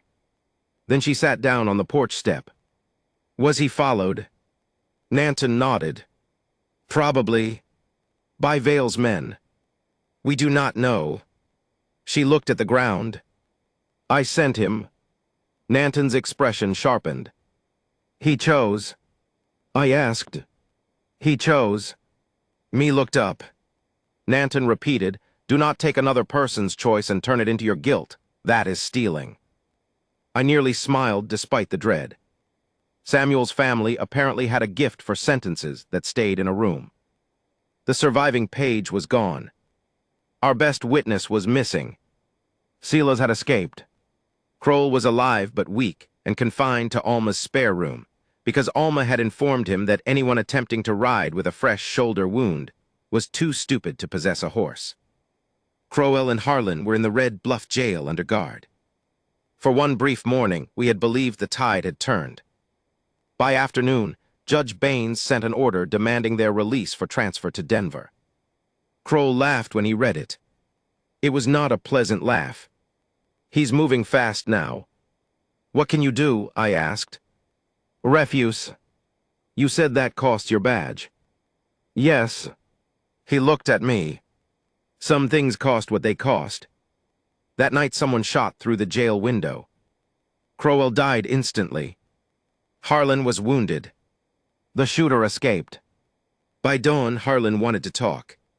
10 Harlan's bargain. I was not present for the first interrogation. Kroll excluded me because, as he phrased it, your face makes him defensive. I said Harlan's face had a similar effect on me. Me was allowed inside because Harlan requested her. I hated that more. She went anyway. When she returned, she looked sick. What did he say? She sat at the kitchen table and stared at her hands. Silas killed Thomas. The room seemed to lose sound. Harlan saw it. I sat opposite her. He said Thomas refused to tell them where copies were. Silas shot him. Then they set the warehouse fire. Me's fingers curled. Harlan helped. Yes. Why tell you? Because Crowell was killed before he could talk. Harlan thinks Silas is cleaning up everyone who knows. Reasonable. Cowardly. Useful. Human motives rarely arrive pure. What does he want? Protection, reduced sentence. Can Kroll promise that? No. Me looked toward the window. Harlan says Silas is going to Mexico. When? Soon. He has cash and records at a ranch house west of Las Cruces. That could be bait. Yes. Do you believe him? She thought for a long time. I believe he's afraid. That's not the same. No. Then she said something I did not expect. I don't want to go after Silas. I studied her. Are you sure? No. That was me at her most honest. She rubbed her fingers together. I want him stopped. I want Thomas's name cleared. I want every person he paid exposed. But I don't want my whole life to become chasing him. I nodded. I'm tired, Elias. The words were quiet. Not dramatic. More devastating for it. I am so tired of waking up with him already in the room even when he is. I reached across the table and placed my hand palm up between us. Not touching. An offer. After a moment, she put her hand in mine. Her palm was rougher now from ranch work. Then don't chase him, I said. What if he escapes? That is not the same as you failing. She looked at me. I heard Nanton's words in my own answer. Maybe people heal partly by borrowing truths from one another until they can say them themselves. 11. The federal men. The federal investigators arrived before Silas reached Mexico. Samuel had made it farther than we knew. He had been ambushed north of Socorro, shot through the side, and thrown into an arroyo. He survived the night, crawled nearly a mile, and was found by a sheep herder. Before losing consciousness, he gave Thomas's page to the man and told him to carry it to the federal marshal. Samuel was alive. When Nanton brought the news, Me sat down hard and covered her face. For once, relief made her cry more violently than grief. 3 days later, Deputy U.S. Marshal Abel Ross arrived with 2 investigators from the Army Quartermaster's office. They brought warrants for Harlan, Silas, and seizure of records connected to Vale Freight. Judge Baines resigned that same morning, then disappeared. Corruption, I learned, is brave when wearing a robe and remarkably athletic when a warrant appears. Harlan agreed to testify. The rifles at Black Tooth matched missing government inventory. Thomas's page matched account books seized in Denver. Silas's respectability began coming apart by numbers. That seemed fitting. Me gave her statement again. This time in my kitchen, with a federal stenographer scratching every word. When he asked about her marriage, she answered steadily. When he asked about the bruises, her voice shook. When he asked why she had not left sooner, she went silent. The stenographer waited. The investigator, a gray-haired man named Bell, asked again. I felt anger rise. Me lifted one finger toward me without looking.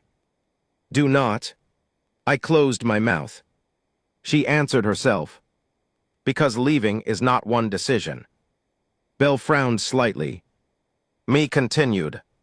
It is deciding to leave, then deciding whether to take money, then deciding whether the servant who helps you will be punished, then deciding whether your family will believe him, then deciding where to sleep, then deciding whether the conductor looking at you knows your face, then deciding if every hoofbeat behind you is his. I left him hundreds of times in my head. My body took longer. The stenographer stopped writing for a second, then continued. Bell lowered his eyes. I understand. Me said no, but you can record it. I loved her a little in that moment. I knew it because the realization frightened me. I did not tell her.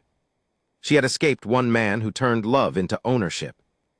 The last thing she needed was another man offering affection like a claim stake.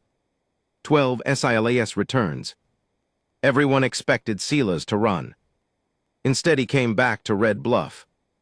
That was his last great mistake. Or perhaps his first honest one.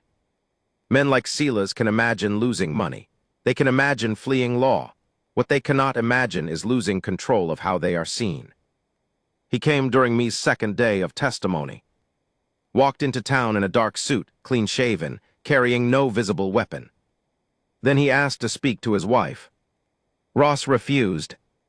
Silas sat in the hotel lobby and waited. By evening, half the town knew. Rumor made him larger by the hour. Some said he had 20 gunmen hidden outside town. Some said Judge Baines was with him. Someone claimed Silas had poisoned the water tower, which was impressive considering it did not exist. Me heard the rumors and became quieter. Finally, she said, I want to see him. My stomach dropped. Ross said no. Me looked at him. I almost admired how quickly a federal marshal learned the limits of that word around her. In a public room, she said, with witnesses, search him first. Why? Because I need to know whether I can. That answer nobody argued with. They met in the back room of the courthouse. Ross, Kroll, and I stood along the wall. Me had not asked me to come. She had asked if I wanted to. That difference mattered. Silas entered. He was not what I expected. He was 42, perhaps, medium height, handsome in an ordinary polished way. His hair was thinning. There was a faint scar near his temple from the brass lamp. He looked at me and smiled. My God, he said softly, what have they done to you? I understood then. Not everything, but enough. The genius of Silas was not that he sounded cruel. He sounded concerned. Me's hands shook at her sides. He noticed. I know you're frightened. She swallowed. Silas stepped forward. Ross blocked him. Silas sighed as if Ross were an overzealous waiter. Margaret, come home. Me said nothing. We can make this disappear. You murdered Thomas. Silas's face changed only around the eyes. Harlan told you that? Yes. A frightened criminal saving his skin. Thomas's record survived. A pause. Then Silas smiled again. You always were clever with papers. The compliment made me flinch more than an insult would have. He saw that too. Do you remember our first winter? He asked. Ross shifted. Me whispered, don't. The little house on Grant Street. The stove smoked. You burned every biscuit. Stop. We were happy. Me's eyes filled. I hated him then with a clarity that frightened me. Because he was using something real. Maybe they had been happy once. Abuse does not always erase every good morning that came before it. Sometimes the good memories become part of the trap. Silas lowered his voice. I loved you. Me looked at him for a long time. Then she said, I know. Silas seemed surprised. So did I. Her voice shook. That is what I have been ashamed to say. I loved you. I made excuses because I loved you. I stayed because sometimes you were still the man from Grant Street. And every time you hurt me, I thought if I became the woman from Grant Street again, maybe you would become him too. Silas's smile disappeared. Me wiped one tear with the heel of her hand. But he was not trapped inside you waiting for me to rescue him. You chose what you became. Silas looked toward me. There was contempt in his eyes. This rancher has filled your head. Me breathed out. No, that is the problem, Silas. You still cannot imagine I have one of my own.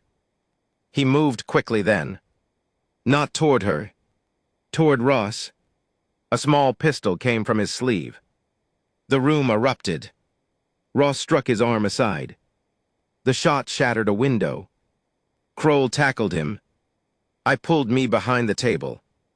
Silas fought like a man, outraged by the existence of consequences. It took 3 of them to pin him. As they dragged him up, he looked at me. Not at the marshal. Not at me. At me. You did this. She stood slowly. For a second I saw the old reflex in her face, the instinct to accept blame simply because he handed it to her. Then it passed. Yes, she said. Silas stared. Me's voice became steady. I did. Not his crimes. Not Thomas's death. She meant the ending. For once, she allowed herself ownership of that. 13 after the door closed. Silas was taken east under federal guard. Harlan followed later. Judge Baines was arrested in El Paso 3 weeks afterward. Samuel recovered slowly in Santa Fe. The newspapers discovered the scandal and turned me into whatever shape sold copies best. Brave Society wife exposes arm's ring. Madwoman vindicated. Beauty behind the veil conspiracy. She hated all of them. They keep making me a type of woman, she said one morning, throwing a paper into the stove. Why can't I simply be an irritated person who likes coffee? Too complex for journalism. You read the Gazette every week. For livestock prices. You read the serialized detective story. That is research. For what? Crime. She laughed. By late October, the ranch had begun turning brown and gold. The burned north pasture showed thin green shoots after 2 rains. Me noticed them first. She stood at the fence one afternoon, staring down. Grass. That is generally what pastures aim for. No, here. New growth pushed through black ground. She crouched and touched it. I wanted to say something meaningful. About survival. About burned things returning. I had enough sense not to. Me would have thrown dirt at me. Instead, I said, means I'll have to fix the fence properly. She nodded. Tragic. That evening, she told me she was leaving. Not fleeing. Leaving. There is a world of difference. Where, I asked. Santa Fe first. Samuel's family invited me, then maybe Denver for the trial after that. She lifted one shoulder. I felt something selfish and sharp. I had known she could not remain forever. Still, some private part of me had arranged a future without asking her permission. Me at the kitchen table, me arguing over accounts, me insulting my coffee, me walking the north pasture in spring. I hated myself for the quiet ownership of the fantasy. So I said, when? Monday train. 3 days. Yes. I nodded. She studied my face. You're doing that thing. What thing? Being reasonable because you're upset. I am often reasonable. You are almost never reasonable. That seems unfair. Elias. I looked at her. She waited. So I gave her the less noble truth. I don't want you to go. Her eyes softened. I know. But I think you should. I know. That is extremely inconvenient. I know. I smiled despite myself. Then she said, I don't know who I am if I stay here because I'm safe with you. The sentence hurt. Because I understood it. She needed to know whether she could build a life that was not simply the opposite of Sela's. A safe dependency can still be a dependency. I nodded. All right. Me looked down at her hands. Ask me to write. I blinked. What? Ask me to write to you. The tightness in my chest shifted. Me, would you write to me? She looked up. Yes. Frequently. Don't ruin it. Right. We stood by the burned pasture until sunset. No declarations. No promises. The grass did not care. It kept growing through ash. 14, the platform. Monday morning came cold. My ledger says 29 degrees, first hard frost, no wind. It does not say anything about the train platform. Some facts do not belong in weather books. Alma cried openly and denied it. Kroll shook me's hand because his shoulder was still too stiff for an embrace, and because he was, in his own way, shy. Nanton had come from Santa Fe to escort her south. He carried one small valise. Me carried two. One contained clothes. The other contained copies of testimony, Thomas's letter, legal papers restoring her control over her own property, and my revised ranch accounts because she had apparently decided I could not be trusted unsupervised with numbers. The train whistle sounded beyond the bend. Me turned to me. I never asked why you named him Amos. She nodded toward my horse tied at the rail. My father.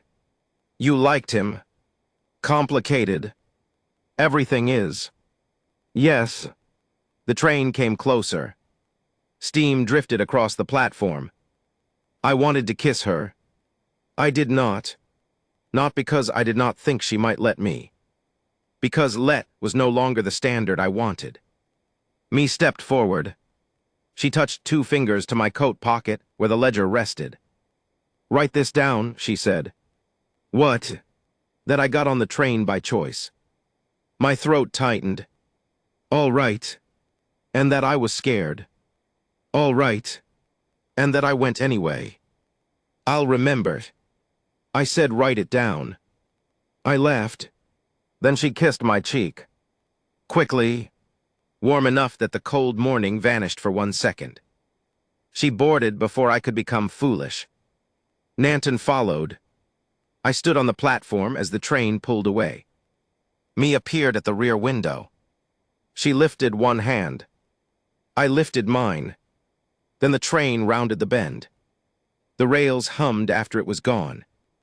The same sound as the evening I found her. But I did not think of finding her then. I thought of letting her leave. That was harder. Maybe that was why it mattered more. The envelope arrived folded under a seed catalog and a notice about delinquent fencing taxes. I nearly missed it.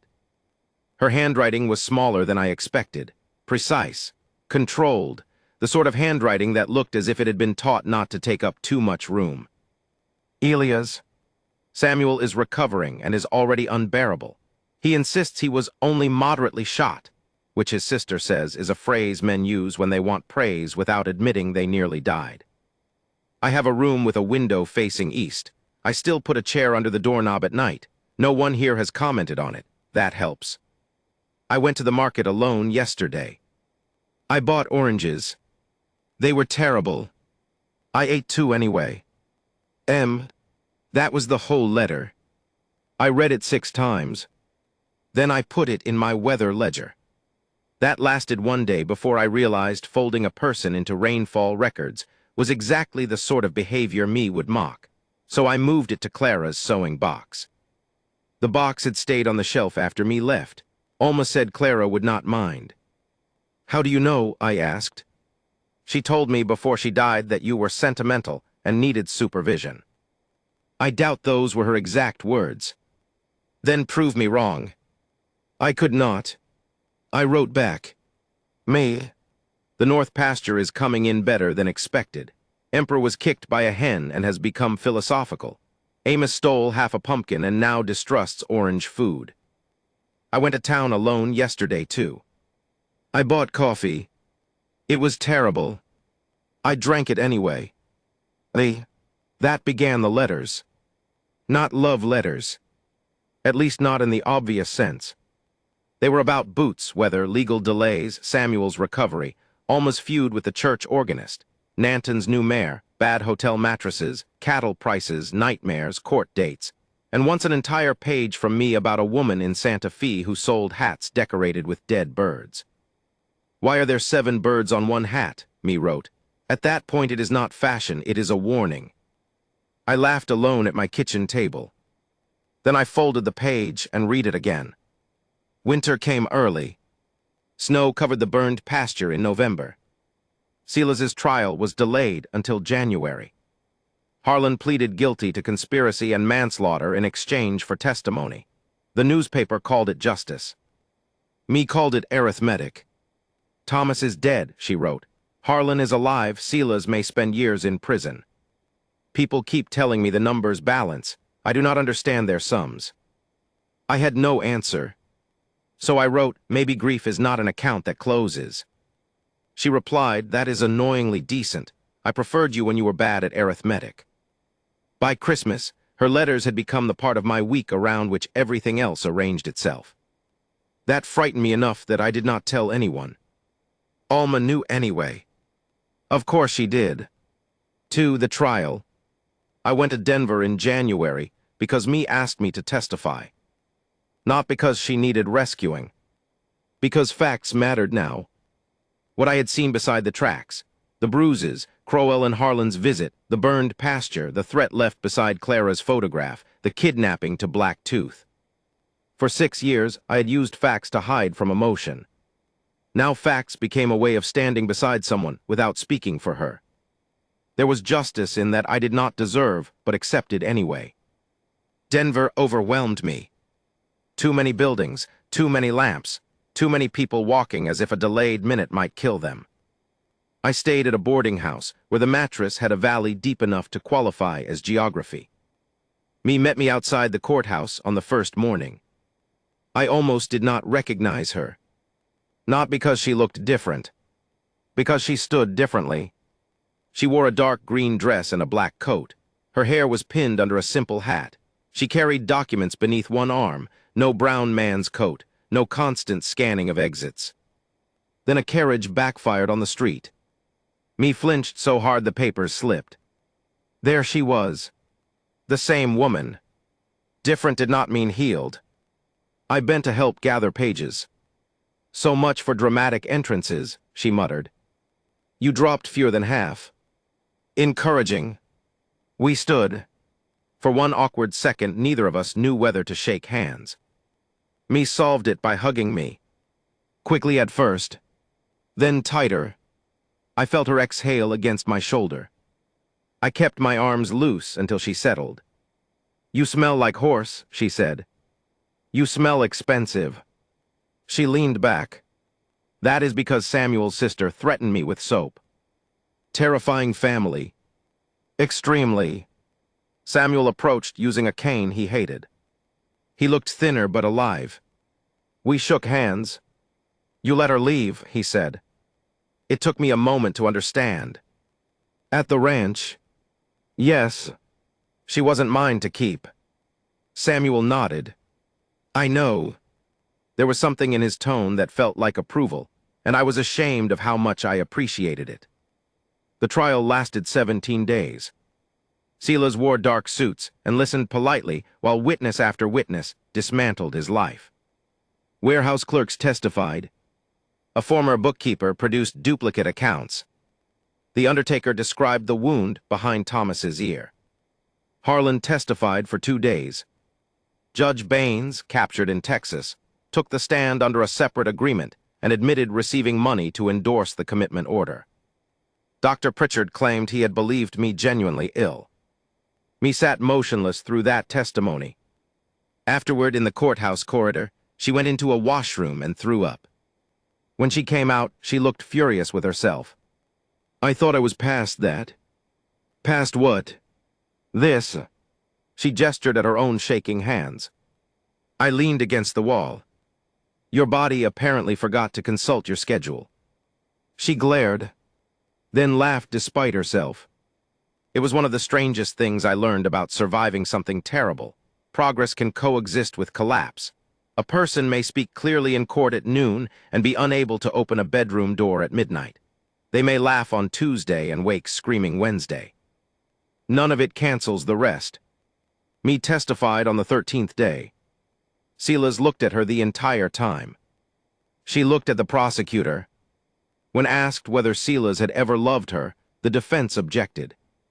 The judge allowed the question only because the defense had suggested me invented abuse after a failed marriage. Me considered her answer. Yes, she said. There was a murmur in the gallery. The defense lawyer looked pleased. Me continued. I believe he loved me in the way he understood love. That is not the same as saying his love was safe. People keep asking whether he loved me because they think love and cruelty cannot live in the same house. They can. That is why leaving can be so difficult. The room went very quiet. Silas lowered his eyes for the first time. She did not look at him. The jury convicted him on conspiracy, illegal arms trafficking, kidnapping, and Thomas's murder. When the verdict was read, Me did not smile. She sat down. Samuel took her hand. I stood behind her. Outside, reporters shouted questions. Mrs. Vale, do you feel vindicated? Mrs. Vale, do you forgive your husband? Mrs. Vale, what will you do now? Me stopped on the courthouse steps. For a terrible second, I thought she might answer. Instead, she said, I'm going to eat lunch. Then walked away. I followed laughing. 3. What victory did not fix? We ate beef stew in a crowded restaurant 3 blocks from the courthouse. Me took 4 bites, then put down her spoon. I thought I'd feel different. Different how? I don't know, finished. Samuel stirred his coffee. Nanton, who had come for the verdict, looked out the window. No one rushed to reassure her. That was one of the things I liked about Samuel's family. They did not treat silence like a hole that required filling. Me rubbed her thumb against her index finger. He goes to prison and Thomas stays dead. Yes, Samuel said. I still wake up afraid. Yes. I still sometimes think I hear Silas in the hall. Yes. Me's eyes flashed. You could pretend to be comforting. Samuel took a sip of coffee. I could lie. She stared at him, then smiled faintly. I understood what he was doing. Victory had not fixed her because she had never been a broken mechanism waiting for the correct verdict. The trial changed facts outside her. Inside would take its own time. After lunch, Me and I walked to the rail station. My return train left at 4. Hers, she said, did not. Where are you going? I asked. She looked embarrassed. Nowhere today. I mean after Denver. I rented a small office in Santa Fe. For what? Accounting. I blinked. She raised an eyebrow. You are surprised? No, I'm afraid for the arithmetic of New Mexico. I plan to help women with property records too. Widows. Women trying to separate businesses from husbands. Anyone who needs books examined by someone who enjoys being suspicious. That sounds like you. I hope so. We reached the platform. A porter called boarding. Me touched the sleeve of my coat. Elias? Yes. Why haven't you asked me to come back? My mouth went dry. I had asked myself the same question every week. Because I want you to come back. That is an impressive failure to answer. I know. She waited. I watched steam curl around the train wheels. Because if I ask now, I said, I won't know whether you say yes because you want the ranch or because you feel you owe me something. Me looked down, and I won't know whether I'm asking because I love you or because I liked being needed. There, the word, love, it stood between us without music or sunset. Me's eyes lifted slowly. You love me. Yes. I swallowed. That was badly timed. Terrible. I had prepared a more gradual version. I'm sure it was awful. Probably. Her eyes filled. Mine did too, which annoyed me. She said, I love you too. For one bright second, every foolish part of me leaped toward an easy ending. Then me added, I am not ready to build my life around that. The easy ending vanished. And strangely, what remained felt truer. I know. Are you angry? Yes. She blinked. I smiled. Not at you, at timing, geography, human complexity, rail schedules. She laughed through tears. That last one seems fair. The conductor called again. I stepped onto the train. Me remained on the platform. We did not kiss. Not that day. Some love stories begin with two people choosing each other. Ours, if it was one, had to begin with two people learning how not to disappear inside the choosing. 4 spring letter. March brought mud. April brought calves. May brought a letter that changed the shape of my summer. Elias, I have been thinking about your South Pasture problem. This is unfortunate because I have a business and should think about paying clients. I would like to visit for 2 weeks in June. Visit is underlined. Do not purchase curtains. Do not build anything. Do not inform Alma in a manner that allows her to organize a wedding, funeral, church social, or military campaign. I am coming to see whether I missed the ranch, or only the version of myself that lived there. I am also coming to inspect your books, because I know you have ignored my advice. I read the letter twice. Then I rode to Alma S. I did not tell her. I said, do you know how to get mildew out of spare room curtains? Alma stared at me. When is she coming? June. Wedding? No. Engagement?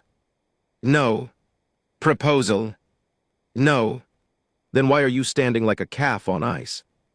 Visit. Alma narrowed her eyes. Good. I had expected disappointment. Good. She should visit. That is what she said. And leave after 2 weeks. That is also what she said. Good. I studied her. You have become unexpectedly sensible. I was always sensible. You were distracted by my charm. Me arrived June 8 on the afternoon train. I was at the station 40 minutes early. I wrote the weather while waiting. Warm south wind, thunderheads far west. Then I crossed out the line because I had written the word nervous in the margin. The train arrived in smoke and noise. Me stepped down carrying one valise, a leather document case, and a potted rosemary plant. I stared at the plant. What is that? Rosemary. I recognize vegetation. You killed the one Alma gave you. It died voluntarily. It was neglected. Unproven. Me smiled. She looked well. Not transformed. There were shadows beneath her eyes. She still glanced at the carriage waiting near the depot before turning toward me, but she stood in the middle of the platform instead of near an exit. I wanted to embrace her. I waited. She put down the plant and opened her arms. That became one of our quiet rules. Not permission demanded every minute. Attention. The difference is enormous. 2 weeks. Me's visit was not romantic in the way I had imagined. It was better and worse. The first night she woke from a nightmare and walked outside before dawn. I found her sitting on the porch steps wrapped in a blanket. I sat at the opposite end. She said Silas was here. I knew she meant the dream. What did he want? The usual. She stared at the yard. I woke up and didn't know where I was. I'm sorry. I hate that sentence. I can say something worse. Please do. Everything happens for a reason. She turned slowly. Say that again, and I will murder you. They are betters. A little. We sat until sunrise. The second day she found my ranch accounts and spent 3 hours insulting them. The third day we fought. Not playfully. Actually fought. I had moved her valise from the guest room floor to a chair while cleaning. When she entered and saw it moved, panic flashed across her face. Why did you touch that? I was sweeping. You went through it. No. How do I know? The question hurt. I said I didn't. Her expression hardened. Silas said things too. That hurt more. I became angry. Then perhaps you should have locked it. Silence. The moment the words left me, I wanted them back. Me's face went still. Yes, she said, perhaps I should. She closed the guest room door. I stood in the hall feeling like the worst man alive. Then something stranger happened. I got angry at her too. Not for being afraid. For comparing me to Silas. The anger frightened me, because I thought good men were not supposed to feel it. That was another childish idea. Feelings are not character. What you do with them is closer. I went outside and repaired fence until my hands hurt. Me stayed in her room. At supper, neither of us spoke. Alma looked between us and wisely announced she had forgotten something at home. She lived 2 miles away. What? I asked. My patience. Then she left. Me stared at her plate. Finally, I said, I'm sorry I told you to lock the valise. She nodded. I'm sorry I compared you to him. I waited. She looked up. I didn't believe you searched it. Then why ask? Because for a second I was back there, and I asked the question from there. I rubbed my thumb along the table edge. I was angry. I know. That frightened me. Why? Because he was angry. Me looked at me for a long time. Then she said, Elia's anger is not abuse. I know that in theory. So do I. We both sat with the irony. She reached across the table. I don't need you never to be angry. What do you need? For you not to punish me for it. I nodded. And I need to learn that distrust can hurt people who haven't earned it. That seems unfairly mature. I dislike it. So do I. We smiled. The fight did more for us than a week of tenderness might have. Not because conflict is romantic. Because repair is revealing. Silas never repaired, he explained, blamed, forgave himself, bought gifts, changed the subject. Me and I sat with discomfort until neither of us had to disappear for the other to feel right. That night she left the valise on the chair. I did not touch it. 6, the place by the tracks. On the 7th day of her visit, Me asked me to ride with her to the place where I had found her. We took Amos and Juniper. The weather was hot, grass high along the right-of-way. The old signal post leaned farther than before. The abandoned station remained half-collapsed, though someone had nailed boards over the broken rear wall. Me dismounted near the weeds. Here, she asked. I looked around. A little farther south. We walked 20 yards. She stopped. This. Yes. For a long time, she said nothing. A freight train passed northbound. We stepped back from the tracks. Wind and coal smoke struck us. Me watched the cars thunder by. When the last one disappeared, the rails began their familiar humming. She crouched and touched one rail with 2 fingers. Still does that? Yes. I remember thinking the sound meant another train was coming. So did I when I was a boy. I was terrified of it. I know. She looked at the weeds. I don't remember most of what you said. That's insulting. I was very charming. I remember the horse. Further insult. I remember the water. Her smile faded. And I remember asking you to lie. Yes. Were you afraid? When you found me? I thought. Yes. Of me. A little you had a knife. She laughed softly. Mostly I was afraid of getting involved. Why did you? I had given her partial answers before. Clara, the bruises, the instinct to help. But time had made another truth visible. Because you looked like someone nobody had asked what she wanted in a long time. Me looked down. I didn't know what I wanted. No, I still don't some days. That appears common among humans. She smiled. Then she sat in the grass. I sat beside her. This place feels smaller, she said. Most remembered places do. I thought I would feel something dramatic. What do you feel? Hunger. I stared. She laughed. I'm serious. We rode 4 miles for emotional closure and you want lunch. Yes. Disappointing. Very. We ate biscuits and apples beside the tracks. That became one of my favorite memories of her. Not the day I found her bleeding there. The day she returned and was hungry. 7. Samuel's request. 2 days later, Samuel arrived unexpectedly. He rode more slowly now and still favored his right side, but the cane was gone. Nanton came with him. They brought news. A group of families near their community had lost grazing rights after a local agent manipulated records. Samuel wanted me to examine the deeds and government correspondence. You are asking me to work, she said. Yes. During my vacation. Samuel looked at me. She calls this a vacation. I have been forced to improve bookkeeping. My condolences. Me accepted. For 3 days, my kitchen became an office. Papers covered the table. Names, maps, signatures, seals.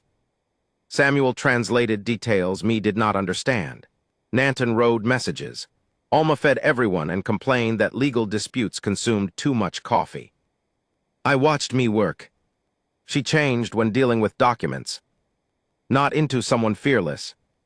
Into someone focused enough that fear moved to the edge of the room. On the second evening, she found the problem. A boundary description had been altered by 1 word between 2 copies. East had become west. That single word shifted access to a water source. Samuel stared at the pages. That is all. That may be enough. He smiled slowly. Thomas had died because numbers and words revealed what powerful men wanted hidden. Me had once treated that fact as proof that noticing was dangerous. Now noticing became her work. Resilience is often described as toughness. I think sometimes it is reuse. Taking the very part of yourself that danger taught you to distrust and giving it another purpose. Samuel left with copies and a plan to challenge the ruling. Before mounting, he looked at me. You should come south. For the hearing. For the work. Me glanced at me. Not asking permission. Measuring what the choice stirred. I felt disappointment before she even answered. Then shame for the disappointment. Then irritation at the shame. Human beings are exhausting inside their own heads. I might, me said. Samuel nodded. After he left, me and I walked toward the barn. You're upset, she said. No. You have your reasonable face. I do not have a reasonable face. You look like a banker attending a funeral. I sighed. Yes, I'm upset. Because I might go. Yes. She waited. I did not add anything. Thank you, she said. For what? For not making your feeling my instruction. I looked at her. That may be the nicest thing anyone has ever said about my sulking. She took my hand. We walked the rest of the way like that. Ate the proposal I did not make. On the final night of me's 2-week visit, we sat on the porch during a storm. Rain hammered the roof, lightning lit the pasture. Amos and Juniper stood under the barn overhang, pretending not to be frightened. Me had decided to spend part of each month working with Samuel's community and part in Santa Fe. The ranch was not part of that plan. Not yet. I had a ring in my pocket. That is difficult to admit now. I had bought it in Denver after the trial. Plain gold, nothing ornate. I had carried it for 5 months. Not because I intended to ambush her into marriage. At least that is what I told myself. But a ring in a pocket is a kind of argument waiting for its moment. That night seemed made for it. Rain porched her hand near mine. I thought of Clara. Our courtship had been brief and uncomplicated. I proposed beside a wagon wheel because I was 24 and believed love became clearer once named. With me, naming things had made them more complicated, not less. She said, "What are you thinking?" I touched the ring through my pocket. "About asking you something." Her body changed. Not much. A tiny stiffness. But I saw it. The expectation itself had closed something. I understood suddenly that if I proposed then, me might say yes because she loved me. And then spend months wondering whether she had said yes freely enough. Worse, I might spend months watching for proof that she had. The ring became heavy, so I took my hand out of my pocket. "Would you like the last piece of pie?" I asked. Me stared at me. "What? Pie? You were thinking very seriously about pie." "Yes. You are a terrible liar." "I have mixed experience." She narrowed her eyes, then said yes. "To pie. To pie. I got it from the kitchen. We split the slice. Years later, me found the ring in my desk and understood exactly what had happened. But that night, the proposal I did not make became one of the most important promises I ever kept. 9, a year of coming and going. Me left after 2 weeks, then returned in September for 5 days. Then left again. She came at Christmas and stayed through New Year's. In March, I visited Santa Fe. Her office was above a dry goods shop. 2 desks, 6 file cabinets, 1 crooked bookcase, and a window facing east just as her first rented room had. On the wall hung Thomas's photograph. Beside it hung a framed scrap of paper. I leaned closer. It was one of my old ranch account pages covered in her corrections. "You framed my humiliation. It keeps me humble." "How?" "It reminds me someone can be worse at numbers than I am at chickens." We went to dinner. People knew her in Santa Fe. A widow stopped us on the street to thank me for recovering money from a business partner. A storekeeper waved. 2 Apache women from Samuel's community came by the office with documents and teased me about her handwriting. She had built something. That knowledge was both beautiful and painful. If she had stayed at my ranch after the trial, perhaps she would have been happy. But this life would not have existed. Loving someone can mean becoming grateful for the road that carries them away from you. I dislike that truth. It remains true. In June, 1 year after her first visit, me came for 3 weeks. In August, I went south for a hearing about the grazing records. In October, she spent 10 days helping Alma after Alma broke her wrist. There was no single moment when the ranch became partly hers. A shawl remained on a chair. Then 2 books appeared on a shelf. Then rosemary survived in the kitchen window because she watered it when visiting and left written threats for me when absent. Then 1 drawer in the guest room became hers. Then the word guest began feeling inaccurate. Still, she kept her office. Still, she left. Still, she came back. Our life refused the neat shape other people preferred. Alma complained publicly and defended us privately. When a church woman asked whether me intended to settle down properly, Alma replied, She has settled exactly as much as she wishes. Try it sometime. 10 CLRAS grave. The second autumn after I found me, she asked to visit Clara's grave. I had never taken her. The cemetery sat on a hill west of town, under 3 old cottonwoods. Clara's stone was simple. CLARA Mercer. 1855, 1881. Beloved wife. Below her name was the baby's. On it, born and died February 3. Me stood quietly. I didn't know the baby's name. I don't say it much. Why? I looked at the stone. Because people become uncomfortable. Me nodded. On it. The name sounded different in another person's voice. Real again. We sat in the grass.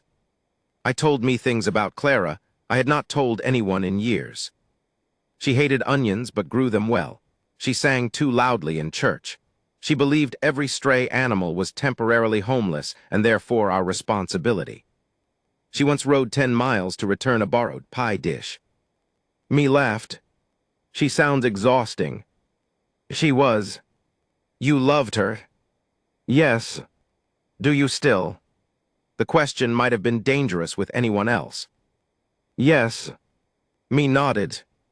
Good. I looked at her. Good. I don't want to live in a house where love has to die before there is room for me. My throat tightened. For years, I had believed loving again might betray Clara. Later, I worried that remembering Clara might betray me. Both fears treated love like acreage with fixed boundaries. Me touched Anna's name on the stone. I used to think if I loved you, it meant Silas had failed to ruin me. That sounds like a lot of responsibility for my face. She smiled. I know now that has nothing to do with you. Comforting. It is. She looked at me. I love you because of you, not because you are proof of anything.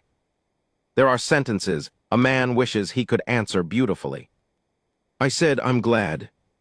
Me leaned against my shoulder. It was enough. 11, the last time Silas wrote. 3 months later, a letter arrived from the federal prison where Silas was held. It was addressed to Margaret Vale.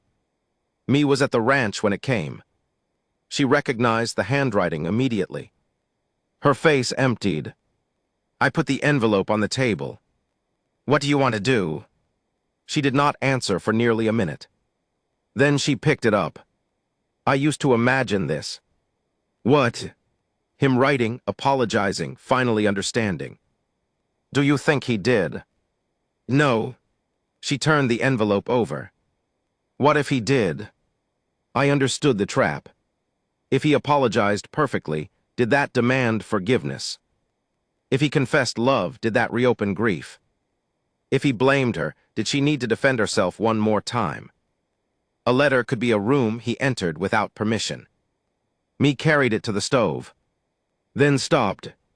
I want to read it. All right. I don't want to read it. All right. She laughed angrily. You are useless. I can open it and summarize. She considered that, then shook her head. No. She sat at the table for almost an hour with the unopened envelope before her. At last she took Thomas's letter from Clara's sewing box. She read the final sentence again. You do not owe the dead your life just because we lost ours. Silas was not dead, but the life they had shared was. Me placed his unopened letter in the stove. She struck the match. Her hand shook. The envelope caught. She watched until his handwriting turned black. Then she began to cry. I sat beside her. Do you regret it? Yes. I waited. And no, she said. Both could be true. That became another thing we learned. 12, the night of the flood. The following spring Cottonwood Creek flooded. 3 days of rain in the mountains sent brown water across the lower pasture and through Ned Hollies' yard. At midnight, Ned's youngest boy came pounding on my door. Their footbridge had washed out. Ned's wife and daughter were stranded in the east house while water rose. Me was at the ranch. Within minutes we were saddled. This time the crisis was not hers. That mattered. She rode beside me through rain, with a coil of rope across her shoulder. At Ned's place, the creek had become a roaring sheet between the barn and house. No one could cross safely on horseback. We rigged a rope line between two cottonwoods. Nanton happened to be staying with us on his way north and climbed first, moving hand over hand above the water to secure the far end. Me organized blankets, lanterns, and a wagon for evacuees. When Ned's daughter panicked midway across the line, me went out to meet her. I shouted over the water, "Me." She looked back. For one split second, I wanted to order her down. Then I saw her face. Focused. Choosing. I swallowed the command. "Watch the knot," I yelled instead. She nodded. She reached the girl, wrapped an arm around her waist, and talked her across one step at a time. Later, after everyone was safe, me sat under the barn roof soaked to the skin. Her hands shook violently. Ned's daughter slept against her shoulder. "You were scared," I said. "Terrified. You went anyway." She looked at me. Recognition passed between us. "The train platform." "Write it down," she had said. Scared, went anyway. I no longer needed the ledger to remember. 13, the question. I proposed 3 weeks after the flood. Not during sunset. Not after danger. Not with the ring I had carried for nearly 2 years. That ring was still in my desk. I proposed while me was standing in the kitchen scraping burned oatmeal from a pot. She had stayed at the ranch for 6 consecutive weeks, the longest yet, and was preparing to return to Santa Fe the next morning. I was repairing a drawer handle. She said, "If you use my good knife as a screwdriver again, I will leave permanently." "It is not your good knife. It became mine when I saved it from you." I tightened the screw. Then I said, "Would you marry me if nothing else changed?" Me stopped scraping. Silence. I immediately understood why men prepare speeches. That came out strange. "What do you mean, nothing changes?" "You keep the office." She stared at me. "You keep working with Samuel, you travel, you leave when you need to. The ranch stays a place you choose, not a place you're assigned." Me put down the spoon. "I don't want marriage to become proof that you stayed," I said. "And I don't want refusing marriage to become proof that you're free. I rubbed the ledger edge in my pocket. "I want to be your husband. If that word can mean what we decide, instead of what someone else did with it." Me's eyes filled. "Do you have a ring?" "Yes." "Where?" "Desk." "How long?" I hesitated. 2 years. Her mouth fell open. "You absolute idiot." I was waiting. "You have been carrying a ring for 2 years." "Not continuously." "Elias." "Mostly." She laughed so hard she had to sit down. This did not feel like the response I had imagined. "Is that a no?" Me wiped her eyes. "No." My stomach dropped. Then she saw my face. "No, it is not a no. That sentence should be illegal." She stood. "Yes." I stared. "Yes. Yes." I crossed the kitchen, then stopped a foot away. Me smiled through tears. "Oh, for heaven's sake." She grabbed my shirt and kissed me. It was not our first kiss by then, but it was the first one after a question neither of us needed to fear. 13A Thomas's birthday. The 1st October after our marriage, me woke before dawn and baked a cake badly. I found her in the kitchen staring at a collapsed brown thing in a pan. Smoke hung beneath the ceiling. Flour covered one side of her face. I leaned in the doorway. Should I call the fire brigade? "Leave. We do not have a fire brigade." "Then invent one and join it." I poured coffee. She poked the cake with a knife. The center made a wet sound. "Whose birthday?" I asked. Her hand stopped. "Thomas." I set down the cup. Me had never told me the date. Grief has its own calendar, and most of the appointments are private. He would have been 37, she said. He hated cake. That seems relevant. He liked peach pie. And you baked cake. I forgot until halfway through. For a moment we both stared at the ruined cake. Then me laughed, and because grief is cruel in its timing, the laugh turned into tears before it finished. I'm forgetting things, she said. What things? The exact sound of his voice, whether the scar was on his right thumb or left, the song he used to whistle. I remember the frog in the sewing basket, but I can't remember his laugh clearly. She wiped at her face with a floury wrist. I fought so hard to prove what happened to him, and now I'm losing him anyway. I knew that fear. I had once woken unable to remember the exact shade of Clara's eyes, and spent an hour hating myself for surviving long enough to forget. You're not losing him, I began. Me looked at me sharply. I stopped. That sentence would have been comfort-shaped like denial. So I tried again. You might forget some things. Her face crumpled. Yes. So might I about Clara? I already have. She looked down. Does that scare you? Yes. What do you do? I thought of the ledger, photographs, Alma's stories, the yellow bowl. I keep what I can, and when I notice something is gone, I try not to turn forgetting into another death. Me sat at the table. For breakfast, we ate the edible edge of the cake with peach preserves. Later, she wrote down every ridiculous thing she could remember about Thomas. Not the murder, not the warehouse. Thomas before he became evidence. He cheated at cards, but confessed if anyone looked disappointed. He could not swim well and claimed this was because water held a personal grudge. He once stole a church bell rope and returned it before anyone noticed. He loved peach pie. He hated cinnamon. His left ear reddened when he lied. Me mailed copies of the list to Samuel and Nanton. Samuel wrote back with additions. Nanton added a story me had never heard, about Thomas helping repair a wagon axle in a rainstorm and swearing at the mud in 3 languages, 2 of which he did not speak. The list grew. Years later, our children knew Thomas through those fragments, not as a martyr, not as the dead cousin whose murder changed their mother's life, as a man who disliked cake. I think that mattered.